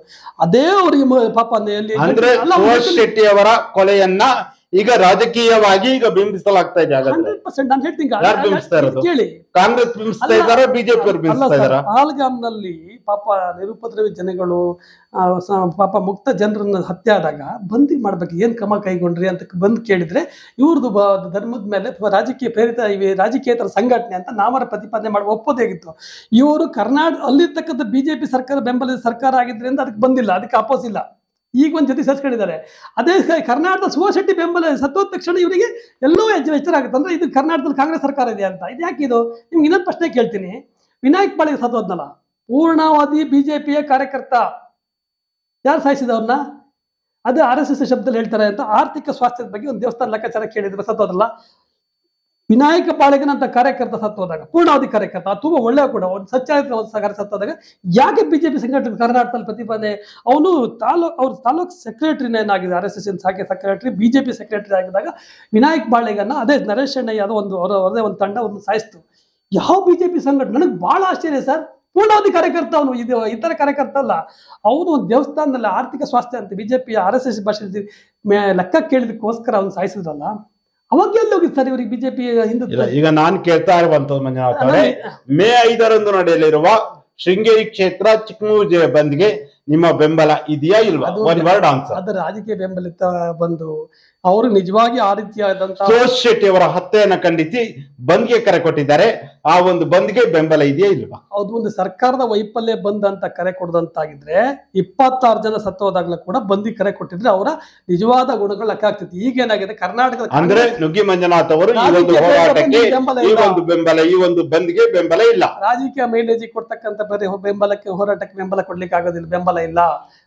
ಬೆಂಬಲ ಯಾವತ್ತು ಸಮಾಜದ ಹಿತಚಿಂತನೆಗಾಗಿರ್ಬೇಕು, ಸಮಾಜದ ರಕ್ಷಣೆಗಾಗಿರ್ಬೇಕು, ಎಲ್ಲಾ ಜನರು ಸಮಾನ ಕಾಣ್ತಕ್ಕಂಥ ವಿಚಾರಗಳಿಗೆ ಹೋರಾಟ ಮಾಡಿದಾಗ ಬಂದಿಗೆ ಬೆಂಬಲ ಕೊಡ್ತಕ್ಕಂಥದ್ದು. ಓಕೆ ಮಂಜುನಾಥ್ ಅವರೇ, ಈ ರೀತಿಯ ಘಟನೆಗಳ ನಡುವೆಯೂ ಕೂಡ ಇತ್ತೀಚೆಗೆ ಕಳೆದ ತಿಂಗಳ ನಡೆದಂತ ಸಿಇಟಿ ಪರೀಕ್ಷೆಯ ಸಂದರ್ಭದಲ್ಲಿ ಏನು ಶಿವಮೊಗ್ಗದಲ್ಲಾಗಿರ್ಬೋದು, ರಾಜ್ಯದ ಬೇರೆ ಬೇರೆ ಭಾಗದಲ್ಲಿ ಸಿಇಟಿ ಪರೀಕ್ಷೆಗೆ ಬರಲು ಬಂದಿ ಅಂತ ಬ್ರಾಹ್ಮಣ ವಿದ್ಯಾರ್ಥಿಗಳ ಆ ಜನಿವಾರವನ್ನು ಕಟ್ ಮಾಡುವ ಒಂದು ಕೆಲಸ ನಡೆದಿರುವಂತದ್ದು. ಯಾಕೆ ಈ ರೀತಿಯಾದ ಘಟನೆಗಳು ನಡೀತಾ ಇದೆ? ನೋಡಿ, ಆ ರೀತಿ ಘಟನೆಗಳನ್ನ ನಾವು ಸಮರ್ಥಿಸ್ಕೊಳ್ಳಿಕ್ಕೆ ಹೋಗೋದಿಲ್ಲ. ಯಾರಿಗೂ ಕೂಡ ಉಪಾಸನೆ ಸ್ವಾತಂತ್ರ್ಯ ಅಂತಕ್ಕದ್ದು, ಅಭಿವ್ಯಕ್ತಿ ಸ್ವಾತಂತ್ರ್ಯ ಯಾರು ಕೂಡ ನಾವು ಹರಣ ಮಾಡ್ಲಿಕ್ಕೆ ಆಗೋದಿಲ್ಲ. ಇತ್ತೀಚೆಗೆ ಕೇಂದ್ರ ಸರ್ಕಾರ ರೈಲ್ವೆ ಎಲೆಕ್ಷನ್, ಈಗ ರೈಲ್ವೆ ಚುನಾವಣೆಗೆ ಬಂದಾಗ ಜನಿವಾರ ಮತ್ತು ಮಾಂಗಲ್ಯವನ್ನು ತೆಗಿಬೇಕಂತ ಕೂಡ ಒಂದು ಆದೇಶ ಬಂದಿದೆ ಅಂತದ್ರ ಬಗ್ಗೆ ಚರ್ಚೆ ಆಗ್ತಿದೆ. ಇವೆಲ್ಲವೂ ಕೂಡ ಬಹಳ ತಪ್ಪು ನಿರ್ಧಾರಗಳು. ಯಾವುದೇ ರಾಜ್ಯ ಸರ್ಕಾರ ಆಗಲಿ ಕೇಂದ್ರ ಸರ್ಕಾರ ಆಗಲಿ. ಶಿವಮೊಗ್ಗದಲ್ಲಿ ನಡೆದಂತ ಘಟನೆಗಳಾಗಿರ್ಬೋದು, ರಾಜ್ಯದಲ್ಲಿ ನಡೆದಂತ ಸಿಇಟಿ ಪರೀಕ್ಷೆ ನಡೆದ ಘಟನೆ, ಮಾಂಗಲ್ಯ ತೆಗಿತಕ್ಕಂಥ ಕಾನೂನುಗಳಾಗ್ಲಿ ಅಥವಾ ಜನಿವಾರನ ಧರ್ನಕ್ಕಾಗ್ಲಿ, ವಿಭೂತಿ ಧರಿಸ್ತಕ್ಕಂಥದ್ದಾಗ್ಲಿ, ಮುದ್ರೆ ಆಗ್ತಕ್ಕಂಥದ್ದಾಗ್ಲಿ ಅವರವರ ಉಪಾಸನ ಸ್ವಾತಂತ್ರ್ಯ. ಅದನ್ನ ಸ್ವಾತಂತ್ರ್ಯದಲ್ಲಿ ಸಂವಿಧಾನದಲ್ಲಿ ಕೊಟ್ಟಿರ್ತಕ್ಕಂಥ ಒಂದು ಆಶಯ ಅದು. ಅದನ್ನ ಈಗ ಬಿಜೆಪಿ ಇನ್ನೊಂದು ಆರೋಪವನ್ನ ಮಾಡ್ತಾ ಇದ್ದಾರೆ, ರಾಜ್ಯದಲ್ಲಿ ಯಾವುದೇ ರೀತಿ ಅಭಿವೃದ್ಧಿ ಕೆಲಸಗಳಾಗ್ತಾ ಇಲ್ಲ, ಹಾಗಾಗಿ ಈ ರೀತಿ ಘಟನೆಗಳು ನಡೀತಾ ಇದಾವೆ. ಈ ಘಟನೆಗಳನ್ನ ಮಾಡುವುದರ ಮೂಲಕ ಅಭಿವೃದ್ಧಿ ಕೆಲಸಗಳನ್ನು ಆಗದೆ ಮುಚ್ಚಿಡ್ತಾ ಇದ್ದಾರೆ ಅನ್ನೋ ಆರೋಪ ಕೇಳಿ ಬರ್ತಾ ಇದೆ. ಅಭಿವೃದ್ಧಿ ಬಗ್ಗೆ ಒಳ್ಳೆ ಪ್ರಶ್ನೆ ಕೇಳಿದ್ರಿ ಅಭಿಷೇಕ್ ಅವ್ರು, ಬಹಳ ಖುಷಿ ಆಯ್ತು ನನಗೆ. ಅಭಿವೃದ್ಧಿಯವರು ಬಿಜೆಪಿ ಕಳೆದ ಅವಧಿಯಲ್ಲಿ ಏನ್ ಮಾಡಿದ್ರು ಅಂತ ನೀವು ಯಾವುದೇ ನೆಟ್ ಅಲ್ಲಿ ತೆಗೆದ್ರು, ಯಾವುದೇ ಮಾಹಿತಿ ತೆಗೆದ್ರು ಗೊತ್ತಾಗುತ್ತೆ. 1,37,000 ಕೋಟಿನಷ್ಟು ಕಾಂಟ್ರಾಕ್ಟ್ ಬಿಲ್ ಕೊಡ್ತಾನೆ ಬಿಟ್ಟಿರ್ತಕ್ಕಂಥ ಸರ್ಕಾರ. ಒಂದು ಅಭಿವೃದ್ಧಿ ವಿಷಯದಲ್ಲಿ ನಿಮಗೆ ನಾನು ಕೇಳಬೇಕಾಗ್ತದೆ, ಈ ದೇಶದ ಅಭಿವೃದ್ಧಿ ಸಂಪೂರ್ಣ ಸತ್ತೋಗಿದೆ. ಯಾವ ಕ್ಷೇತ್ರದಲ್ಲಿ ಅಭಿವೃದ್ಧಿ ಆಗಿದೆ ಅಂತ ನೀವು ಒಂದು ನೆಟ್ಟಲ್ಲಿ ತೆಗೆದು ಗೊತ್ತಾಗುತ್ತೆ. 2012ರಲ್ಲಿ ಆಯ್ದ ಪ್ರಮುಖ 8 ಕ್ಷೇತ್ರದಲ್ಲಿ ಭಾರತ ಯಾವ ಮಟ್ಟಕ್ಕಿತ್ತು, 24ರಲ್ಲಿ ಯಾವ ಮಟ್ಟಕ್ಕಿದೆ ಅಂತ ಹೇಳಿ 12 ವರ್ಷದಲ್ಲಿ ಏನಾಗುತ್ತೆ ಅಂತ ಹೇಳಿಬಿಟ್ರೆ, ನೀರಾವರಿಯಲ್ಲಿ ಇರ್ಬೋದು, ಫುಡ್ ಅಲ್ಲಿ ಇರ್ಬೋದು, ಡಿಫೆನ್ಸ್ ಅಲ್ಲಿ ಇರ್ಬೋದು, ಶಿಕ್ಷಣದಲ್ಲಿ ಇರ್ಬೋದು, ಎಲ್ಲ ಕ್ಷೇತ್ರದಲ್ಲೂ ಭಾರತ ಕೊಲ್ಯಾಪ್ಸ್ ಆಗಿದೆ. ಉದ್ಯೋಗದಲ್ಲಿ ಸಿಟಿಲಿ ಇರ್ಬೋದು, GDP ಯಾವ ಮಟ್ಟಕ್ಕೆ ಬಂದಿದೆ, 5% ಬಂದಿದೆ, 8% ಇರ್ತಕ್ಕಂಥದ್ದು. ಸಾಲ ಎಷ್ಟಾಗಿದೆ ಭಾರತದ್ದು? 2,70,000 ಕೋಟಿ ಆಗಿದೆ ಸಾಲ. ಒಬ್ರು ಕಾಂಗ್ರೆಸ್ ಪಕ್ಷದ ಮುಖಂಡರು ಸರ್ಕಾರದ ನಾಮಿನಿ ಸದಸ್ಯರಾಗಿದ್ದೀರಾ, ಅಕ್ರಮ ಸಕ್ರಮ ಸಮಿತಿಯಾಗಿದ್ದೀರಾ, ಹಾಗೆ ಈಗ ಪ್ರಧಾನ ಕಾರ್ಯದರ್ಶಿಗಳು ಹಲವಾರು ವರ್ಷಗಳಿಂದ ಸೇವೆ ಸಲ್ಲಿಸ್ತಾ ಇದ್ದೀರಾ. ರಾಜ್ಯದಲ್ಲಿ ಇರುವಂತದ್ದು ಕಾಂಗ್ರೆಸ್ ಸರ್ಕಾರ, ರಾಜ್ಯದಲ್ಲಿ ಕಾಂಗ್ರೆಸ್ ಸರ್ಕಾರ ಎಷ್ಟು ಸಾಲ ಮಾಡಿದೆ ಮಾಹಿತಿ ಇದೆಯಾ? ನಾನು ಮಾತು ಕೊಡ್ತೀನಿ, ಹೇಳ್ತೀನಿ. ಈ CRT ನಮ್ದು UP ಸರ್ಕಾರ ಇದ್ದಾಗ ಕಾರ್ಪೊರೇಟ್ ರೇಟ್ ಆಫ್ ಟ್ಯಾಕ್ಸ್ ಅಂತ 10% ಜಾಸ್ತಿ ಮಾಡಿದ್ದು. ಕಾರ್ಪೊರೇಟ್ ರೇಟ್ ಆಫ್ ಟ್ಯಾಕ್ಸ್ ಜಾಸ್ತಿ ಮಾಡೋದು ಒಂದೇ ಕಾರಣಕ್ಕೋಸ್ಕರ ಜಿಂದಾಲ್ ಹಿಡಿದು ಎಲ್ಲಾ ಕಂಪನಿಗಳು ಸೇರಿ ನಮ್ಮ UP ಸರ್ಕಾರನ ಏನಾದ್ರೂ ಮಾಡಿ ಬುಡ ಮೇಲೆ ಮಾಡ್ಬೇಕನ್ನೋಕ್ಕೋಸ್ಕರ ಯಶಸ್ವಿಯಾಗಿ 3ನೇ ಬಾರಿ ಅಧಿಕಾರ ತರ್ತಕ್ಕಂಥ ಕಾರ್ಪೊರೇಟ್ ಅಲ್ಲಿ ಇವ್ರು ಕೊಟ್ಟಿರ್ತಕ್ಕಂಥ ರಿಬೇಟ್ ಎಷ್ಟು ಗೊತ್ತಾ ನಿಮಗೆ? 11 ಲಕ್ಷ ಕೋಟಿ ಈ ದೇಶಕ್ಕೆ ಕೊಟ್ಟಿರ್ತಕ್ಕಂಥ ರಿಬೇಟ್, 11 ಲಕ್ಷ ಕೋಟಿ. ಇವರು ಅವ್ರಿಗೆ ಕೊಟ್ಟಿರ್ತಕ್ಕಂಥ ಎಕ್ಸಾಮ್ಷನ್ ಎಷ್ಟು ಗೊತ್ತಾ ನಿಮಗೆ? 16 ಲಕ್ಷ ಕೋಟಿ. ಅಲ್ಲಿಗೆ 27 ಲಕ್ಷ ಕೋಟಿನ ಕಾರ್ಪೊರೇಟ್ ಕಂಪನಿಗಳಿಗೆ ಬಳುವಳಿಗಾಗಿ ಕೊಟ್ಟಿರ್ತಕ್ಕಂಥ ಸನ್ಮಾನ್ ನರೇಂದ್ರ ಮೋದಿ ಸರ್ಕಾರ. ಹಂಗಾಗಿ ನಿಮ್ಗೆ ಇವತ್ತು ಪೆಟ್ರೋಲ್ ಬೆಲೆ, ಡೀಸೆಲ್ ಬೆಲೆ ಇಷ್ಟು ಕಡಿಮೆ ಆದ್ರೂ ಅಂತಾರಾಷ್ಟ್ರೀಯ ಮಟ್ಟದಲ್ಲಿ ಭಾರತದ ಗ್ರಾಹಕರಿಗೆ ಯಾಕೆ ಸಿಗ್ತಾ ಇಲ್ಲ ಅಂದ್ರೆ ಇವರ ಆಡಳಿತ ವೈಫಲ್ಯದಿಂದ.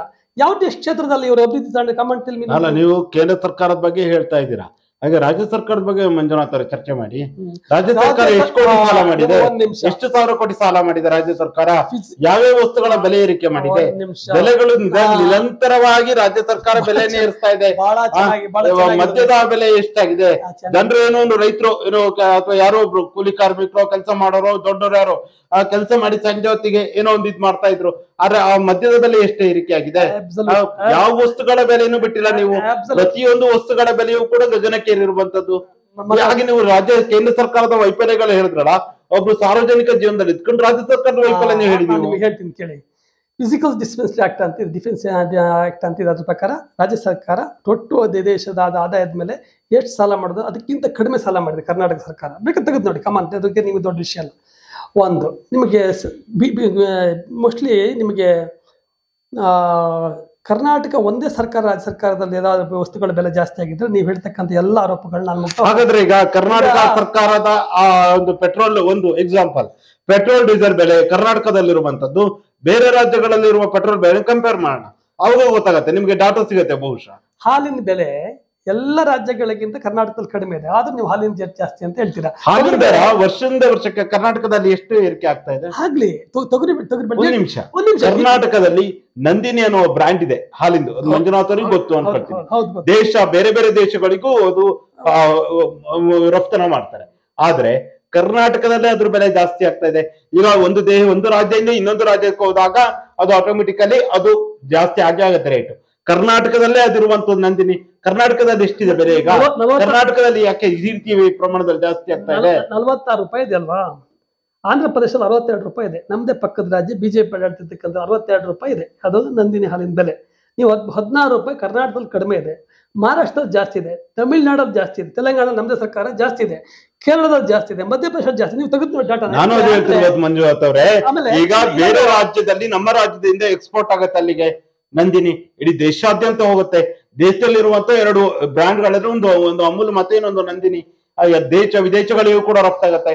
ಅಂತದ್ರಲ್ಲಿ ಕರ್ನಾಟಕದಲ್ಲೇ ಇರುವಂತ ಬ್ರ್ಯಾಂಡ್ ನಂದಿನಿ ಇಲ್ಲಿ ಯಾಕೆ ಇಷ್ಟು ಜಾಸ್ತಿ ಆಗ್ತದೆ ಹಾಲಿನ ದರ? ನಿಮಗೆ ಒಂದು ನಾನು ಹೇಳ್ತೀನಿ, ನೀವು ಡೀಸೆಲ್ ಬೆಲೆ ಕಡಿಮೆ ಮಾಡಿ, ಹಿಂಡಿ ಬೆಲೆ ಕಡಿಮೆ ಮಾಡಿ, ಫೀಡ್ಸ್ ಬೆಲೆ ಕಡಿಮೆ ಮಾಡಿ, ಕೇಂದ್ರ ಸರ್ಕಾರ ಡೀಸೆಲ್ ಬೆಲೆ ಕಡಿಮೆ ಮಾಡಿ, ಇದೆಲ್ಲ ಬೆಲೆ ಕಡಿಮೆ ಆಗುತ್ತೆ. ಕರ್ನಾಟಕದಲ್ಲಿ ಹಾಲಿನ ಬೆಲೆ ಕಡಿಮೆ ಆಗುತ್ತೆ, ಯಾಕಂದ್ರೆ ಪ್ರೊಡಕ್ಷನ್ ರೇಟ್ ಇದೆಯಲ್ಲ ಅದು ರೈತನಿಗೆ ಕಾಸ್ಟ್ಲಿ ಆದ. ಕರ್ನಾಟಕದಲ್ಲಿ ಪೆಟ್ರೋಲ್ ಡೀಸೆಲ್ ಮೇಲೆ ಸೆಸ್ ಹಾಕಿರೋದು ಯಾರು ಜಾಸ್ತಿ? ಕರ್ನಾಟಕದಲ್ಲಿ ಸೆಸ್ ಹಾಕಿರೋದು ನಾವೇ, ದೇಶದಿಂದ ಎಕ್ಸ್ಪೋರ್ಟ್ ನಮ್ಮ ಭಾರತದಿಂದ. ನಿಮಿಷ ಮಂಜುನಾಥ್, ಈಗ ನೀವು ಬೇರೆ ರಾಜ್ಯದ್ದು ತೆಕ್ಕೊಳ್ಳಿ, ಅಲ್ಲಿ ಎಷ್ಟು ಹಾಕಿದ್ದಾರೆ ಪರ್ಸೆಂಟೇಜ್ ನೋಡಿ ಗೊತ್ತಾಗತ್ತ ಅವಾಗ. ಅಂದ್ರೆ ಈಗ ಬೇರೆ ಬೇರೆ ರಾಜ್ಯದಲ್ಲಿ ಹಲವಾರು ರಾಜ್ಯಗಳಿದ್ದಾವೆ. ಬಿಜೆಪಿ ಸರ್ಕಾರ ಇರೋ ರಾಜ್ಯಗಳನ್ನು ತಗೊಳ್ಳಿ, ಕಾಂಗ್ರೆಸ್ ಸರ್ಕಾರ ಇರೋ ರಾಜ್ಯಗಳನ್ನು ತಗೊಳ್ಳಿ, ಕಾಂಗ್ರೆಸ್ ಸರ್ಕಾರ ಇರುವಂತ ಕರ್ನಾಟಕ ರಾಜ್ಯವನ್ನ ತಗೊಳ್ಳಿ, ಯಾವ್ಯಾವ ರಾಜ್ಯದಲ್ಲಿ ಎಸ್ ಹಾಕಿದಾರೆ ನೋಡಿ. ಬಿಜಾಪುರದಲ್ಲಿ ತೊಗರಿ ಬೆಳೀತಾರೆ, ಮಹಾರಾಷ್ಟ್ರದಲ್ಲಿ ತೊಗರಿ ಬೆಳೀತಾರೆ. ಮಹಾರಾಷ್ಟ್ರದಲ್ಲಿ ನಮ್ಮ ಗಳಿಗಿಂತ ತೊಗರಿ ಬೆಳೆ ಜಾಸ್ತಿ ಇದೆ, ಬಿಜೆಪಿ ಬಂದು ಪ್ರತಿಭಟನೆ ಮಾಡ್ತಾರೆ. ಇದಕ್ಕೆ ಏನ್ ಹಾಸ್ಯಾಸ್ಪದ ಅಂತ ಹೇಳಿದ್ರೆ, ಅಲ್ಲ ನಾನೊಂದು ಎಕ್ಸಾಂಪಲ್ ಕೊಡ್ತೀನಿ ನಿಮಗೆ. ಈಗ ಏನ್ ಹೇಳಿದೆ ಎಸ್ ಇಂದ ಹೇಳದ್ನಲ್ಲ, ಇವನ್ ಕಂಪೇರ್ ಮಾಡಿ ನೋಡಿ, ಈಗಲೇ ಬೇಕಾದ್ರೆ ತೆಗ್ ನೋಡಿ ಗೂಗಲ್ ಅಲ್ಲಿ ಸರ್ಚ್ ಮಾಡಿ ಬರುತ್ತೆ. ಯಾಕೆ ಕರ್ನಾಟಕದಲ್ಲಿ ಯಾಕೆ ಈ ರೀತಿ ಜನರ ಮೇಲೆ ತೆರಿಗೆ ಹಾಕ್ತಾ ಇದ್ದಾರೆ, ಈ ರೀತಿಯಾದ ಬೆಲೆ ಏರಿಕೆ ಮಾಡ್ತಾ ಇದ್ದೀರಾ? ಮೋದಿ ಸರ್ಕಾರ, ನರೇಂದ್ರ ಮೋದಿ ನೇತೃತ್ವದ ಸರ್ಕಾರ, ಮೋದಿ ಟೀಮ್ ನಮ್ದು ಈ ಮಾಧ್ಯಮದಲ್ಲಿ ಏನ್ ಮಾಡಿ, ಮೋದಿ ಟೀಮ್ ನಾಳೆ ರೆಡಿ ಅಂತ, ಈ ಕ್ರಿಕೆಟ್ ಟೀಮ್ ಅಲ್ಲಿ ಧೋನಿ ಟೀಮ್ ರೆಡಿ ಇದ್ದಂಗೆ ಅದೇ ಯುದ್ಧಕ್ಕಂತೆ ಹೇಳ್ತೀನಿ. ಆ ರೀತಿ ಕರ್ನಾಟಕ ಸರ್ಕಾರನ ಅಲ್ಲ, ಒಂದೊಂದು ಮಾಧ್ಯಮದವರು ಒಂದೊಂದು ರೀತಿ ಟೈಟಲ್ ಕೊಡ್ತಾರೆ. ಅದು ನೀವು ಅವ್ರಿಗೆ ಪ್ರಶ್ನೆಯನ್ನ ಮಾಡಿ. ನಾನ್ ಕೇಳ್ತಿರುವಂತದ್ದು ಈ ಮಾಧ್ಯಮದ ಪ್ರಶ್ನೆ ಅಲ್ಲ, ಬೇರೆ ಪ್ರಶ್ನೆ ಅಲ್ಲ. ರಾಜ್ಯದಲ್ಲಿ ಈ ರೀತಿಯಾದ ಬೆಲೆ ಏರಿಕೆ ಆಗ್ತಾ ಇದೆಯಲ್ಲ, ಇದಕ್ಕೆ ಜನರು ಏನ್ ಮಾಡ್ಬೇಕಾಗುತ್ತೆ? ಓವರ್ ಆಲ್ ಇತರ ಎಲ್ಲಾ ರಾಜ್ಯಗಳಿಗಿಂತ ಕರ್ನಾಟಕದಲ್ಲಿ ಬೆಲೆ ಕಡಿಮೆ ಇದೆ. ನೀವು ಪೆಟ್ರೋಲ್ ಡೀಸೆಲ್ ಬೆಲೆ 1% ಹೆಚ್ಚು ಕಡಿಮೆ ಅಂತ ಹೇಳಿರ್ಬೋದು, ಆದ್ರೆ ನಿಮ್ಗೆ ಮೋದಿ ಸರ್ಕಾರ ಕರ್ನಾಟಕದ ಆಡಳಿತ ಚೆನ್ನಾಗಿ ಮಾಡಿದೆ ಅಂತ ಸರ್ಟಿಫಿಕೇಟ್ ಕೊಟ್ಟಿದೆಯಾ? ಮೊನ್ನೆ ಅಸ್ಸಾಂ ಮುಖ್ಯಮಂತ್ರಿ ಬಂದು ಇಲ್ಲಿ ಕರ್ನಾಟಕದ ಆಡಳಿತ ಚೆಕ್ ಮಾಡ್ಕೊಂಡು ಹೋಗಿದ್ದಾರೆ. ಆಮೇಲೆ ಕರ್ನಾಟಕದ ಆಡಳಿತ ನಾಳೆ ಉತ್ತರ ಪ್ರದೇಶ ಒಂದು ರಾಜ್ಯದ ಆಡಳಿತವನ್ನ ಇನ್ನೊಂದು ರಾಜ್ಯದ ಮುಖ್ಯಮಂತ್ರಿಗಳು ಬರ್ತಾರೆ. ಯಾಕೆ ನಮ್ಮ ಕರ್ನಾಟಕ ಮುಖ್ಯಮಂತ್ರಿಗಳು, ಸಚಿವರುಗಳು, ಯಾಕೆ ನಮ್ಮ ಶಾಸಕರು ಕೂಡ ಬೇರೆ ದೇಶಗಳಿಗೆ ಹೋಗಿಲ್ವಾ? ಅಲ್ಲಿನ ಒಂದು ವ್ಯವಸ್ಥೆಯನ್ನು ನೋಡ್ಕೊಂಬರಕ್ಕೆ, ಅಧ್ಯಯನ ಮಾಡೋದಕ್ಕೆ ಹೋಗುದ್ರಲ್ಲಿ ತಪ್ಪೇನಿದೆ? ಅಧ್ಯಯನವನ್ನ ಪ್ರತಿಯೊಂದು ಯಶಸ್ಸಾಗಿರ್ಬೋದು, ಅಲ್ಲಿ ಪಾಸಿಟಿವ್ ನೆಗೆಟಿವ್ ಎನಿವನ್ ಆಯ್ತಾ, ಅಲ್ಲಿ ಸಕ್ಸಸ್ ಆಗಿರ್ಬೋದು, ಅನ್ಸಕ್ಸಸ್ ಏನೇ ಆಗಿರ್ಬೋದು. ಆದ್ರೆ ಒಂದು ರಾಜ್ಯದ ಮುಖ್ಯಮಂತ್ರಿಗಳು ಅಥವಾ ಜವಾಬ್ದಾರಿಯನ್ನು ಹೊತ್ತಂತವರು ಬೇರೆ ದೇಶ, ಬೇರೆ ರಾಜ್ಯಗಳಿಗೆ ಹೋಗಿ ಅಲ್ಲಿನ ವ್ಯವಸ್ಥೆಯನ್ನು ಅಧ್ಯಯನ ಮಾಡುವಂತರಲ್ಲಿ ತಪ್ಪೇನಿದೆ? ಮೊನ್ನೆ ಆಂಧ್ರ ಪ್ರದೇಶ ನಿಯೋಗ ಬಂದಿದೆ. ಏನಕ್ಕೆ? ಅವರಲ್ಲಿ ಫ್ರೀ ಬಸ್ಸಿನ ಗ್ಯಾರಂಟಿ ಕೊಟ್ಟು ಕರ್ನಾಟಕದಲ್ಲಿ ಯಾವ ತರ ಮ್ಯಾನೇಜ್ಮೆಂಟ್ ಮಾಡಿದ್ದೀರಿ ಅಂತೇಳಿ ಕರ್ನಾಟಕ ಜನರ ಈ ಬೆಲೆ ಏರಿಕೆ ಬವಣೆಯನ್ನು ಮೋದಿ ಸರ್ಕಾರ ಬಂದ ನಿರಂತರವಾಗಿ ನೀವು ಒಂದು 40% ಪೆಟ್ರೋಲ್ ಡೀಸೆಲ್ ರೇಟ್ ಜಾಸ್ತಿ. ಈ ಗ್ಯಾರಂಟಿಗಳ ಕುರಿತಾಗಿ ತೆಲಂಗಾಣದ ಮುಖ್ಯಮಂತ್ರಿ ಬರೀ ಚೆನ್ನಾಗಿ ಹೇಳ್ಕೊ ಕೊಟ್ಟಿರ್ಬೇಕಲ್ಲ ಒಂದು. ಅದಕ್ಕಲ್ಲ ಮೊನ್ನೆ ಇವರು ನಿಮಗೆ ಉತ್ತರ ಪ್ರದೇಶ ಮಧ್ಯಪ್ರದೇಶ ಗ್ಯಾರಂಟಿಗಳ ಕುರಿತಾಗಿ ತೆಲಂಗಾಣದ ಮುಖ್ಯಮಂತ್ರಿ ಒಂದು ಉತ್ತಮ ವೈಯಕ್ತಿಕ ಅಭಿಪ್ರಾಯ ಅಂತ ಹೇಗೆ ಹೇಳ್ತೀರ ಮಂಜುನಾಥ್ ಅವರೇ? ರಾಜ್ಯದ ಮುಖ್ಯಮಂತ್ರಿ ಅವರು ಇಡೀ ರಾಜ್ಯವನ್ನ ಪ್ರತಿನಿಧಿಸುವಂತವ್ರು ವೈಯಕ್ತಿಕ ಹೇಳಿಕೆ ಅಂತ ಹೇಗೆ ಹೇಳ್ತೀರ? ಒಂದ್ ನಿಮಿಷ, ನಮ್ಮ ಡೆಲ್ಲಿ ಸರ್ಕಾರ ನಮ್ಮ ಗ್ಯಾರಂಟಿನ ಫಾಲೋ ಅಪ್ ಮಾಡಿದೆ. ಮಧ್ಯಪ್ರದೇಶ ಸರ್ಕಾರ, ಬಿಜೆಪಿ ಸರ್ಕಾರ, ಮೋದಿ ಸರ್ಕಾರ ನೇತೃತ್ವದ ಸರ್ಕಾರನೇ ಪಕ್ಷ ಗ್ಯಾರಂಟಿ ಫಾಲೋ ಅಪ್ ಮಾಡ್ತಿದೆ. ನಾಡು ಉತ್ತರ ಪ್ರದೇಶ ಸರ್ಕಾರ ನಮ್ದೇ ಗ್ಯಾರಂಟಿ ಫಾಲೋ ಅಪ್ ಮಾಡ್ತಾರೆ. ಅಂದ್ರೆ ಅದು ಜನರಿಗೆ ರೀಚ್ ಆಗ್ತಿದೆ. ಅಂದ್ರೆ ಕರ್ನಾಟಕದಲ್ಲಿ ಆದಂತಹ ಬೆಲೆ ಏರಿಕೆ ಆ ರಾಜ್ಯಗಳಲ್ಲಿ ಆಗೋದ್ರಲ್ಲಿ ಜಾಸ್ತಿ ದಿನ ಇಲ್ಲ. ಕರ್ನಾಟಕಕ್ಕಿಂತ ಕರ್ನಾಟಕದಲ್ಲಿ ಬೆಲೆ ಏರಿಕೆ ಆದ ಹಾಗೆ ಕರ್ನಾಟಕ ಸರ್ಕಾರವನ್ನು ಫಾಲೋ ಮಾಡಿರುವಂತಹ ರಾಜ್ಯಗಳು ಕೂಡ ರಾಜ್ಯಗಳಲ್ಲ, ಅದು ಬಿಜೆಪಿ ಆಗಲಿ ಕಾಂಗ್ರೆಸ್ ಆಗ್ಲಿ, ಆ ರಾಜ್ಯಗಳಲ್ಲೂ ಕೂಡ ಬೆಲೆ ಏರಿಕೆ ಆಗುತ್ತೆ. ಹಾಲಿನ ಬೆಲೆ ಬೇರೆ ಎಲ್ಲ ರಾಜ್ಯಗಳಲ್ಲಿ ಕರ್ನಾಟಕ ಕಡಿಮೆ ಇದೆ ಆಯ್ತಾ? ನಿಮ್ಗೆ ತೊಗರಿ ಬೆಳೆ ಬೆಲೆ ಜಾಸ್ತಿ ಬೆಳೀತಕ್ಕಂತ ನಮ್ಮ ಪಕ್ಕದ ಮಹಾರಾಷ್ಟ್ರ ರಾಜ್ಯದಲ್ಲಿ ನಮ್ಗಿಂತ ಜಾಸ್ತಿ ಇದೆ. ಅದನ್ನ ಬಿಟ್ಟರೆ ಬಿಜೆಪಿ ಪ್ರತಿಭಟನೆ ಮಾಡೋದು ಅಲ್ಲ ಅವ್ರದ್ದು ಸರ್ಕಾರ ಇದೆ. ಆಮೇಲೆ ಮೂಲ ವಸ್ತುಗಳ ಅಗತ್ಯ ವಸ್ತುಗಳ ಬೆಲೆ ಮೋದಿ ಸರ್ಕಾರ ಜಾಸ್ತಿ ಮಾಡ್ಕೊಂಡು ಜನರ ಜೀವನ ಬವಣೆ ನೋಡ್ಬಿಟ್ಟು ನಾವು ಕರೆಂಟ್ ಫ್ರೀ ಕೊಟ್ಟಿದ್ದೀವಿ, ಮಕ್ಕಳು ಹೆಣ್ಮಕ್ಳಿಗೆ ಬಸ್ ಫ್ರೀ ಕೊಟ್ಟಿದ್ದೀವಿ, ಅನ್ನದ ಬಗ್ಗೆ ಜಾಸ್ತಿ ಮಾಡಿದೀವಿ. ಪ್ರತಿಯೊಬ್ಬರಿಗೂ ತಿಂಗಳಿಗೆ ಮಹಿಳೆಯರಿಗೆ 2,000 ರೂಪಾಯಿ ಕೊಡ್ತಕ್ಕಂಥ ವಾತಾವರಣ ಮಾಡಿದ್ರಿಂದ ತಿಂಗಳು ಕರೆಕ್ಟ್ ಬರ್ತಾ ಇದೆ 2,000 ಬಹುತೇಕ ಬರ್ತೀವಿ ಸರ್. ಕೆಲವರು 3 ತಿಂಗಳು 4 ತಿಂಗಳಾದ್ರೂ ಕರ್ನಾಟಕದಲ್ಲಿ ಬಂದಿದ್ದ ಬಗ್ಗೆ ಹೇಳ್ತಿದ್ದೀರಲ್ಲ, ಕೇಂದ್ರ ಸರ್ಕಾರದ ಬಜೆಟ್ ಇದು ಮ್ಯಾನಿಫೆಸ್ಟೋ ತೆಗೆದು ನೋಡಿ ನೀವು. 2 ಸರಿ ಕೊಟ್ಟಂತ ಮ್ಯಾನಿಫೆಸ್ಟೋಲ್ಲಿ ಲಾಸ್ಟ್ ಬೊಮ್ಮಾಯಿ ಗೌರ್ಮೆಂಟ್ ಕೊಟ್ಟಿರ್ತ ಮ್ಯಾನಿಫೆಸ್ಟೋಲ್ಲಿ ಯಾವ್ದಾದ್ರು ಬಂದಿದೆಯಾ ಅಂತ ಹೇಳಿ ಅಂತಕ್ಕಂಥದ್ದು. ದುಡ್ಡು ಬರಲಿಲ್ಲ, ಆಮೇಲೆ 15 ಲಕ್ಷನೂ ಬರಲಿಲ್ಲ, ಈ 2 ಕೋಟಿ ಉದ್ಯೋಗನೂ ಸೃಷ್ಟಿಯಾಗಿಲ್ಲ. ಆಮೇಲೆ ಹೋದ ಸರಿ ಅವ್ರದ್ದು ಮ್ಯಾನಿಫೆಸ್ಟೋ ಇದ್ದ ಸರ್ಕಾರ ಮೋದಿಯ ಗ್ಯಾರಂಟಿ ಅಂತ. What nonsense it is. ನೀವು ಹೇಳಿ, ಒಬ್ಬ ಪ್ರಜಾಪ್ರಭುತ್ವ ರಾಷ್ಟ್ರದಲ್ಲಿ ಒಬ್ಬ ರಾಜನಿಗೆ ಆಯ್ತು, ಮೋದಿ ಅವರು ತಪ್ಪು ಮಾಡಿದ್ದಾರೆ, ಕೇಂದ್ರ ಸರ್ಕಾರ ತಪ್ಪು ಮಾಡಿದೆ, ಎಲ್ಲದೂ ಓಕೆ, ಒಪ್ಕೊಳ್ಳೋಣ. ಹಾಗೆ ರಾಜ್ಯ ಸರ್ಕಾರ ಬೆಲೆ ಏರಿಕೆ ಮಾಡಿದ್ದೀನಿ, ಒಪ್ಕೊಬೇಕಲ್ವಾ? ಬೆಲೆ ಏರಿಕೆ ರಾಜ್ಯ ಸರ್ಕಾರ ಮಾಡಕ್ ಕೇಂದ್ರ ಸರ್ಕಾರದಿಂದ ನಿಗದಿತ ಕೊಡ್ಬೇಕಾದಷ್ಟು ನಮ್ಮ ಕರ್ನಾಟಕದ ಕೊಡ್ತಕ್ಕಂಥ GST ಪಾಲ್ ಕೊಟ್ರೆ, GST ಪಾಲ್ ನೀವು ಹೇಳ್ತಾ ಇದ್ದೀರಾ, 5 ಲಕ್ಷ ಈ ರೀತಿಯಾದ ಫ್ರೀ ಭಾಗ್ಯಗಳನ್ನ ಕೊಡ್ಕೊಂಡು ಇನ್ನು ನೀವು ಒಪ್ಕೊಳ್ಳದೆ ಆ ಅಭಿವೃದ್ಧಿ ಕೆಲಸಗಳಾದ ಆ ವಿಚಾರಗಳನ್ನ ಒಪ್ಕೊಳ್ಳದೆ ವಿನಾಕಾರಣ ಯಾವುದೋ ಒಂದು ಹೇಳಿಕೆಗಳನ್ನ ಕೊಡ್ತಾ ಇರೋ ದೇಶ ಸರಿಯಾಗಲ್ಲ ಸರ್. ಈ ದೇಶದಲ್ಲಿ ಸೆಕೆಂಡ್ ಹೈಯೆಸ್ಟ್ ಟ್ಯಾಕ್ಸ್ ಪೇಯರ್ ಯಾರು? ಕರ್ನಾಟಕ ಗೌರ್ಮೆಂಟ್, ನಮ್ ಕರ್ನಾಟಕ ಸರ್ಕಾರ. ಅದಕ್ಕೆ ತುಂಬಾ ಜನ ರಾಜಕಾರಣಿಗಳು, ಎಲ್ಲಾ ಪಕ್ಷದ ರಾಜಕಾರಣಿಗಳು ಹಿಂದೆ ನಡೆಸ್ತಕ್ಕಂಥ ಆಡಳಿತ ಕಾರಣಕರ್ತಿದ್ದಾರೆ. ಈ ಮಟ್ಟದ ರೆವಿನ್ಯೂ ಜನರೇಟ್ ಆಗಬೇಕು. ಚಿಕ್ಕ ರಾಜ್ಯ ಆದ್ರೂ ಕೂಡ ಯಾವ್ದು ಭೌಗೋಳಿಕವಾಗಿ ಉತ್ತರ ಪ್ರದೇಶಕ್ಕೆ ಹೋಲಿಸ್ಕೊಂಡ್ರೆ, ಮಧ್ಯಪ್ರದೇಶಕ್ಕೆ ಹೋಲಿಸ್ಕೊಂಡ್ರೆ, ಮಹಾರಾಷ್ಟ್ರ ನಂಬರ್ 1 ಇರ್ಬೋದು, ಕಲ್ಕತ್ತಾಕ್ಕೆ ಹೋಲಿಸ್ಕೊಂಡು ನಮ್ದು ಜನಸಂಖ್ಯೆ ಚಿಕ್ಕ ರಾಷ್ಟ್ರ ಆದ್ರೂ ಇಷ್ಟೊಂದು ಆರ್ಥಿಕ ಗ್ರೋತ್ ಇರ್ತಕ್ಕಂಥ ರಾಷ್ಟ್ರ ನಮ್ದು. ಆಯ್ತಾ? ನಮ್ ಪ್ರಶ್ನೆ ಅದಲ್ಲ ಅವರೇ, ನೀವು ಪ್ರಪೋರ್ಷನೇಟ್ ಕೊಡ್ಬೇಕಲ್ವಾ? ಆ ಪ್ರಪೋರ್ಷನೇಟ್ ಟ್ಯಾಕ್ಸ್ ರಿಬೇಟ್ ನಮಗೆ ವಾಪಸ್ ಕೊಡಿ. 5 ಲಕ್ಷ ಕೋಟಿ ಟ್ಯಾಕ್ಸ್ ಅನ್ನು ಕರ್ನಾಟಕದಲ್ಲಿ ಕಲೆಕ್ಟ್ ಮಾಡಿ ಕರ್ನಾಟಕ ಎಷ್ಟು ಕೊಡ್ತೀರಂತ ಯಾವ ಪ್ರಶ್ನೆ ಮಾಡ್ತಿಲ್ಲ, ಯಾವ ಮಾಧ್ಯಮದವರು ಪ್ರಶ್ನೆ ಮಾಡ್ತಿಲ್ಲ. ಇದು ಸಮಸ್ಯೆ ಆಗಿರ್ತಕ್ಕಂಥದ್ದು. ನಮ್ಮ ಕರ್ನಾಟಕದ ರೇಟ್ ಕೊಡ್ತಾ ಕರ್ನಾಟಕ ಹಿತಾಸಕ್ತಿ ಕಾಪಾಡ್ತಕ್ಕಂಥದ್ದು ಕರ್ನಾಟಕದ ಪ್ರತಿಯೊಬ್ಬ ನಾಗರಿಕನ ಹಿತಾಸಕ್ತಿ ಜವಾಬ್ದಾರಿ. ಕರ್ನಾಟಕ ಕೊಡ್ತಕ್ಕಂಥ ಪ್ರಪೋರ್ಷನೇಟ್ ಟ್ಯಾಕ್ಸ್ ಕರೆಕ್ಟಾಗಿ ಕೊಡಿ. ಅವಾಗ ಹೋದ ಸರಿ ನಿಮಗೆ ಫ್ಲಡ್ಡಿಗೆ ಡ್ರಾಫ್ಟಿಗೆ ದುಡ್ಡು ಬರೆದಾಗ ಸುಪ್ರೀಂ ಕೋರ್ಟಿನ ತರ್ತಕ್ಕಂಥ ವ್ಯವಸ್ಥೆ ಆಯ್ತು. ಸುಪ್ರೀಂ ಕೋರ್ಟ್ ಹೇಳಿದ್ಮೇಲೆ ಕೊಡ್ತಕ್ಕಂಥ ವ್ಯವಸ್ಥೆಯನ್ನು ಮೋದಿ ಸರ್ಕಾರ ಮಾಡ್ತಾರೆ. ಇವರು ಕರ್ನಾಟಕ ಹಿತಚಿಂತನೆ ಹೆಂಗ್ ಮಾಡ್ತಾರೆ? ಇವರು ಸರ್ಕಾರಿ ಆಯೋಗದ ಪ್ರಕಾರ ನಡ್ಕೊಳ್ತೀರಾ? ಸರ್ಕಾರಿ ಆಯೋಗದಲ್ಲಿ ಸ್ಪಷ್ಟವಾಗಿ ಹೇಳಿದೆ, ರಾಜ್ಯಗಳ ಮತ್ತು ಕೇಂದ್ರಗಳ ನಡುವೆ ಹೆಂಗಿದೆ ಸಂಬಂಧ ಇರ್ಬೇಕಂತ ಹೇಳಿದೆ. ಆತ ನಡ್ಕೊಳ್ತಿರ್ಬೇಕಲ್ಲ. ನಾವು ಇಷ್ಟು ಉದ್ಯೋಗ ಸೃಷ್ಟಿ ಮಾಡಿ ಇಷ್ಟು ಸಂಬಳ ಕೊಡ್ಬೇಕಾದ್ರೆ ನಮಗೂ ಮೂಲಭೂತ ಸೌಕರ್ಯ ಕೊಡ್ಬೇಕಲ್ಲ. ಕರ್ನಾಟಕ GST ಅಮೌಂಟ್ ಕೊಡ್ಬೇಕಲ್ಲ. ಇದು ಸಮಸ್ಯೆ ಆಗಿರ್ತಕ್ಕಂಥ ಬಗ್ಗೆ ಚರ್ಚೆ ಆಗ್ಬೇಕು. ಒಬ್ಬ ದೊಡ್ಡ ಬಿಲ್ಡಿಂಗ್ ಕಟ್ಕೊಂಡು ನಡೆಸ್ತೇನೆ ಸಂಬಳ ಕೊಡ್ಬೇಕಾದ್ರೆ ಅವನಿಗೆ ಅಲ್ಲಿ ಮೂಲಭೂತ ಸೌಕರ್ಯ ಬೇಕು. ನಮ್ಮ ಕರ್ನಾಟಕದ ಪರಿಸ್ಥಿತಿ ಹಂಗಾಗಿದೆ. ಚಿಕ್ಕ ರಾಜ್ಯದಲ್ಲಿ ಇಷ್ಟೊಂದು ಸಂಪತ್ಭರಿತವಾದ ರಾಜ್ಯಕ್ಕೆ ಅವರು GST ಪಾಲ್ ಕೊಡ್ಬೇಕಲ್ಲ. ಈಗ GST ಪಾಲ್ ಬಹುತೇಕ ಅವರಿಗೆ ಹೋದಾಗ ನಮ್ಮಲ್ಲಿ ಈಗ ಸಮಸ್ಯೆ ಉತ್ಪತ್ತಿ ಆಗುತ್ತೆ. ಟ್ಯಾಕ್ಸ್ ಜನರೇಟ್ ಆಗ್ಬೇಕಲ್ವಾ ದೇಶದಲ್ಲಿ? ಇದನ್ನ ಧ್ವನಿ ಎತ್ತಬೇಕು. ದಕ್ಷಿಣ ಭಾರತ ಯಾಕೆ ಧ್ವನಿ ಎತ್ತಿದ್ದಾರೆ ಹೇಳಿ? ನಮಗೆ ಕೊಡ್ತಕ್ಕಂಥ ಪ್ರಪೋರ್ಷನೇಟ್ ಟ್ಯಾಕ್ಸ್, ನಾನು ಹೇಳ್ತೀನಿ ಜಾಸ್ತಿ ಕೊಡಿ ಅಂತಲ್ಲ, ಪ್ರಪೋರ್ಷನೇಟ್ ಟ್ಯಾಕ್ಸ್ ನಮ್ಗೆ ಕರೆಕ್ಟಾಗಿ ಕೊಡ್ಬೇಕಲ್ವಾ? ಮಂಜುನಾಥರೇ, ಕೊನೆಯದಾಗಿ ಈ ದೇಶದಲ್ಲಿ ನಡೆದಿರುವಂತಹ ಅಹಿತಕರ ಘಟನೆಗಳಾಗಿರ್ಬೋದು, ರಾಜ್ಯದಲ್ಲಿ ನಡೀತಿರುವಂತಹ ಘಟನೆಗಳಾಗಿರ್ಬೋದು, ಈ ಎಲ್ಲ ಘಟನೆಗಳ ಕುರಿತು ಕೊನೆಯದಾಗಿ ಏನು ಹೇಳ್ತೀರಾ? ನೋಡಿ, ಮನುಷ್ಯ ನಡುವೆ ಪ್ರೀತಿ ಬರಬೇಕು, ಮನುಷ್ಯ ನಡುವೆ ಭ್ರಾತೃತ್ವ ಬರಬೇಕು.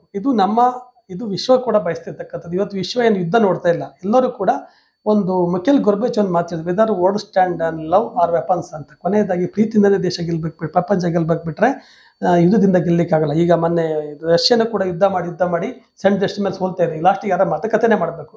ವಿಶ್ವದಲ್ಲಿ ಯಾವತ್ತೂ ಶಾಂತಿ ನಿಲ್ಲಿಸ್ಬೇಕನ್ನಾಗಿದ್ರೆ ಕ್ರೌರ್ಯ, ಹಿಂಸೆ, ದೌರ್ಜನ್ಯಗಳು ಕಡಿಮೆ ಆಗಬೇಕು. ಮತ್ತೆ ಮನುಷ್ಯ ನಡೆಸೋ ಈ ಪ್ರಪಂಚದಲ್ಲಿ ಬಹುಶಃ ಮನುಷ್ಯಗಿಂತ ಒಳ್ಳೆ ಜೀವಿ ಇರ್ಲಿಕ್ಕೆ ಸಾಧ್ಯ ಇಲ್ಲ. ನನ್ನ ಭಾವನೆ ಅರ್ಥ ಮಾಡ್ಕೊಳ್ತಕ್ಕಂಥ ಜೀವಿ ಬಹುಶಃ ಯಾವುದು ಸೃಷ್ಟಿ ಮಾಡಿಲ್ಲ ಅಂತ ನಾನು ಅನ್ಕೊಳ್ತೀನಿ. ಭಗವಂತ ಅಂತ ಒಂದು ಮನುಷ್ಯ ಜೀವನನ ಕೊಲ್ಲುವಂಥ, ಹಿಂಸೆ ಮಾಡುವಂಥ, ದೌರ್ಜನ್ಯ ಮಾಡೋಕ್ಕೆ ವಾತಾವರಣ ಮುಕ್ತ ಆಗಬೇಕು. ಅದು ಕರ್ನಾಟಕದಲ್ಲಾಗಲಿ, ಮಲೆನಾಡಲ್ಲಾಗಲಿ, ದೇಶದಲ್ಲಾಗಲಿ ಆದಷ್ಟು ಕೂಡ ಕೋಮುವಾದ, ಮೂಲಭೂತವಾದ ಜನ ಹೊರಗೆ ಬಂದು ಪ್ರೀತಿವಾದವನ್ನು ಒಪ್ತಕ್ಕಂಥ ವಾತಾವರಣ ನಿರ್ಮಾಣ ಆಗಬೇಕು. ಪ್ರತಿಯೊಬ್ಬರು ಭಾರತವನ್ನು ಪ್ರೀತಿ ಮಾಡಬೇಕು. ಕೊನೆಯದಾಗಿ ಅಲ್ಟಿಮೇಟ್ ಆಗಿ ವಾಜಪೇಯಿ ಮಾತಿದ್ರು, ಸಂಘಟನೆ ತುಂಬ ಸರಿ ವಾಜಪೇಯಿ ಮಾತು ಹೇಳಿದ ನಂಗೆ ನೆನಪಿದೆ. ದೇಶ ಪ್ರೀತಿ ಅತೀತ ಅಂತ ಹೇಳ್ತಿದ್ರು. ಅಂದರೆ ದೇಶ ಪ್ರೀತಿನೇ ದೊಡ್ಡದು ಎಲ್ಲದಕ್ಕಿಂತ ಹೇಳಿ, ನಮ್ಮ ಸಂಘಟನೆ ಪ್ರೀತಿಗಿಂತಲೂ ದೇಶ ಪ್ರೀತಿ ಅತೀತ ಅಂತ ಹೇಳ್ತಕ್ಕಂಥದ್ದು. ಹಾಗಾಗಿ ನಾವು ವಿಶ್ವಕ್ಕೆ ಒಂದು ದೊಡ್ಡ ಕೊಡುಗೆ ಕೊಡ್ತಕ್ಕಂಥ ದೇಶ, ವಿಶ್ವಶಾಂತಿ ಕೊಡ್ತಕ್ಕಂಥ ದೇಶದ ಭಾರತ ಕೂಡ ಎಲ್ಲ ರಾಷ್ಟ್ರಗಳಿಗೆ ಆದರ್ಶವಾಗಿರ್ಬೇಕಂದ್ರೆ ನಾವೆಲ್ಲರೂ ಕೂಡ ಆದರ್ಶವಾಗಿರ್ಬೇಕು. ನಾವೆಲ್ಲ ಕಡೆ ಪರಸ್ಪರ ಪ್ರೀತಿಯಿಂದ ಜೀವನ ಮಾಡಕ್ಕೆ ಹೋದರೆ ವಿಶ್ವದಲ್ಲಿ ಎಲ್ಲದಕ್ಕಿಂತ ಜಾಸ್ತಿ ಭಾರತವನ್ನು ಪ್ರೀತಿ ಮಾಡ್ತಾರೆ ಅಂತ ಇಲ್ಲಿ ಸೌಹಾರ್ದತೆ ಇದೆ ಅಂತ ಕಾರಣಕ್ಕೋಸ್ಕರ. ಹಾಗಾಗಿ ನಾವು ಮೇಲ್ಪಂಕ್ತಿಯಲ್ಲಿ ಇರ್ತಕ್ಕಂಥದ್ದು ಪ್ರತಿ ಗ್ರಾಮಗಳಲ್ಲೂ, ಪ್ರತಿ ಮನೆಗಳಲ್ಲೂ, ಪ್ರತಿ ಊರುಗಳಲ್ಲೂ, ಪ್ರತಿ ಸಂಘಟನೆಗಳು ಈ ಬಗ್ಗೆ ಚಿಂತನೆ ಮಾಡಬೇಕು. ಒಟ್ಟಿನಲ್ಲಿ ವಿಶ್ವ ಕಲ್ಯಾಣಕ್ಕೋಸ್ಕರ ನಾವು ವೆಲ್ಫೇರ್ ಸ್ಟೇಟ್ ಅಂತ ಕಲ್ಯಾಣ ರಾಜ್ಯವನ್ನು ನಿರ್ಮಾಣ ಮಾಡೋ ಹಂತಲ್ಲಿ ನಾವೆಲ್ಲ ಯೋಚನೆ ಮಾಡಬೇಕು ಅಂತೇಳಿ ನನ್ನ ಮನವಿ. ಮಂಜುನಾಥ್, ಇದುವರೆಗೆ ಈ ಒಂದು ಸಂದರ್ಶನದಲ್ಲಿ ಭಾಗವಹಿಸಿ ದೇಶ ಹಾಗೂ ರಾಜ್ಯದಲ್ಲಿ ನಡೀತಿರುವಂತಹ ಹಲವಾರು ವಿಚಾರಗಳ ಕುರಿತಾಗಿ ಸುದೀರ್ಘವಾದ ಚರ್ಚೆಯಲ್ಲಿ ಭಾಗವಹಿಸಿದ್ದಕ್ಕೆ ನಮ್ಮ ಸೇರಿ ಸಮಾಚಾರ ತಂಡದ ವತಿಯಿಂದ ನಿಮಗೆ ಹೃತ್ಪೂರ್ವಕ ಧನ್ಯವಾದಗಳು. ನೋಡಿದ್ರಲ್ಲ ವೀಕ್ಷಕರೇ, ಇದು ಕೊಪ್ಪ ಬ್ಲಾಕ್ ಕಾಂಗ್ರೆಸ್ನ ಪ್ರಧಾನ ಕಾರ್ಯದರ್ಶಿಗಳು ಹಾಗೂ ಕೊಪ್ಪ ತಾಲೂಕು ಅಕ್ರಮ ಸಕ್ರಮ ಸಮಿತಿ ಸದಸ್ಯರಾದ ನುಗ್ಗಿ ಮಂಜುನಾಥ್ ಅವರ ಜೊತೆಗೆ ವಿಶೇಷ ಸಂದರ್ಶನ. ಮುಂದಿನ ಇನ್ನೊಬ್ಬ ವಿಶೇಷ ಅತಿಥಿಯ ಜೊತೆ ನಿಮ್ಮ ಮುಂದೆ ಬರುತ್ತೇನೆ. ನಮಸ್ಕಾರ. ಏನು ಭಯಂಕರ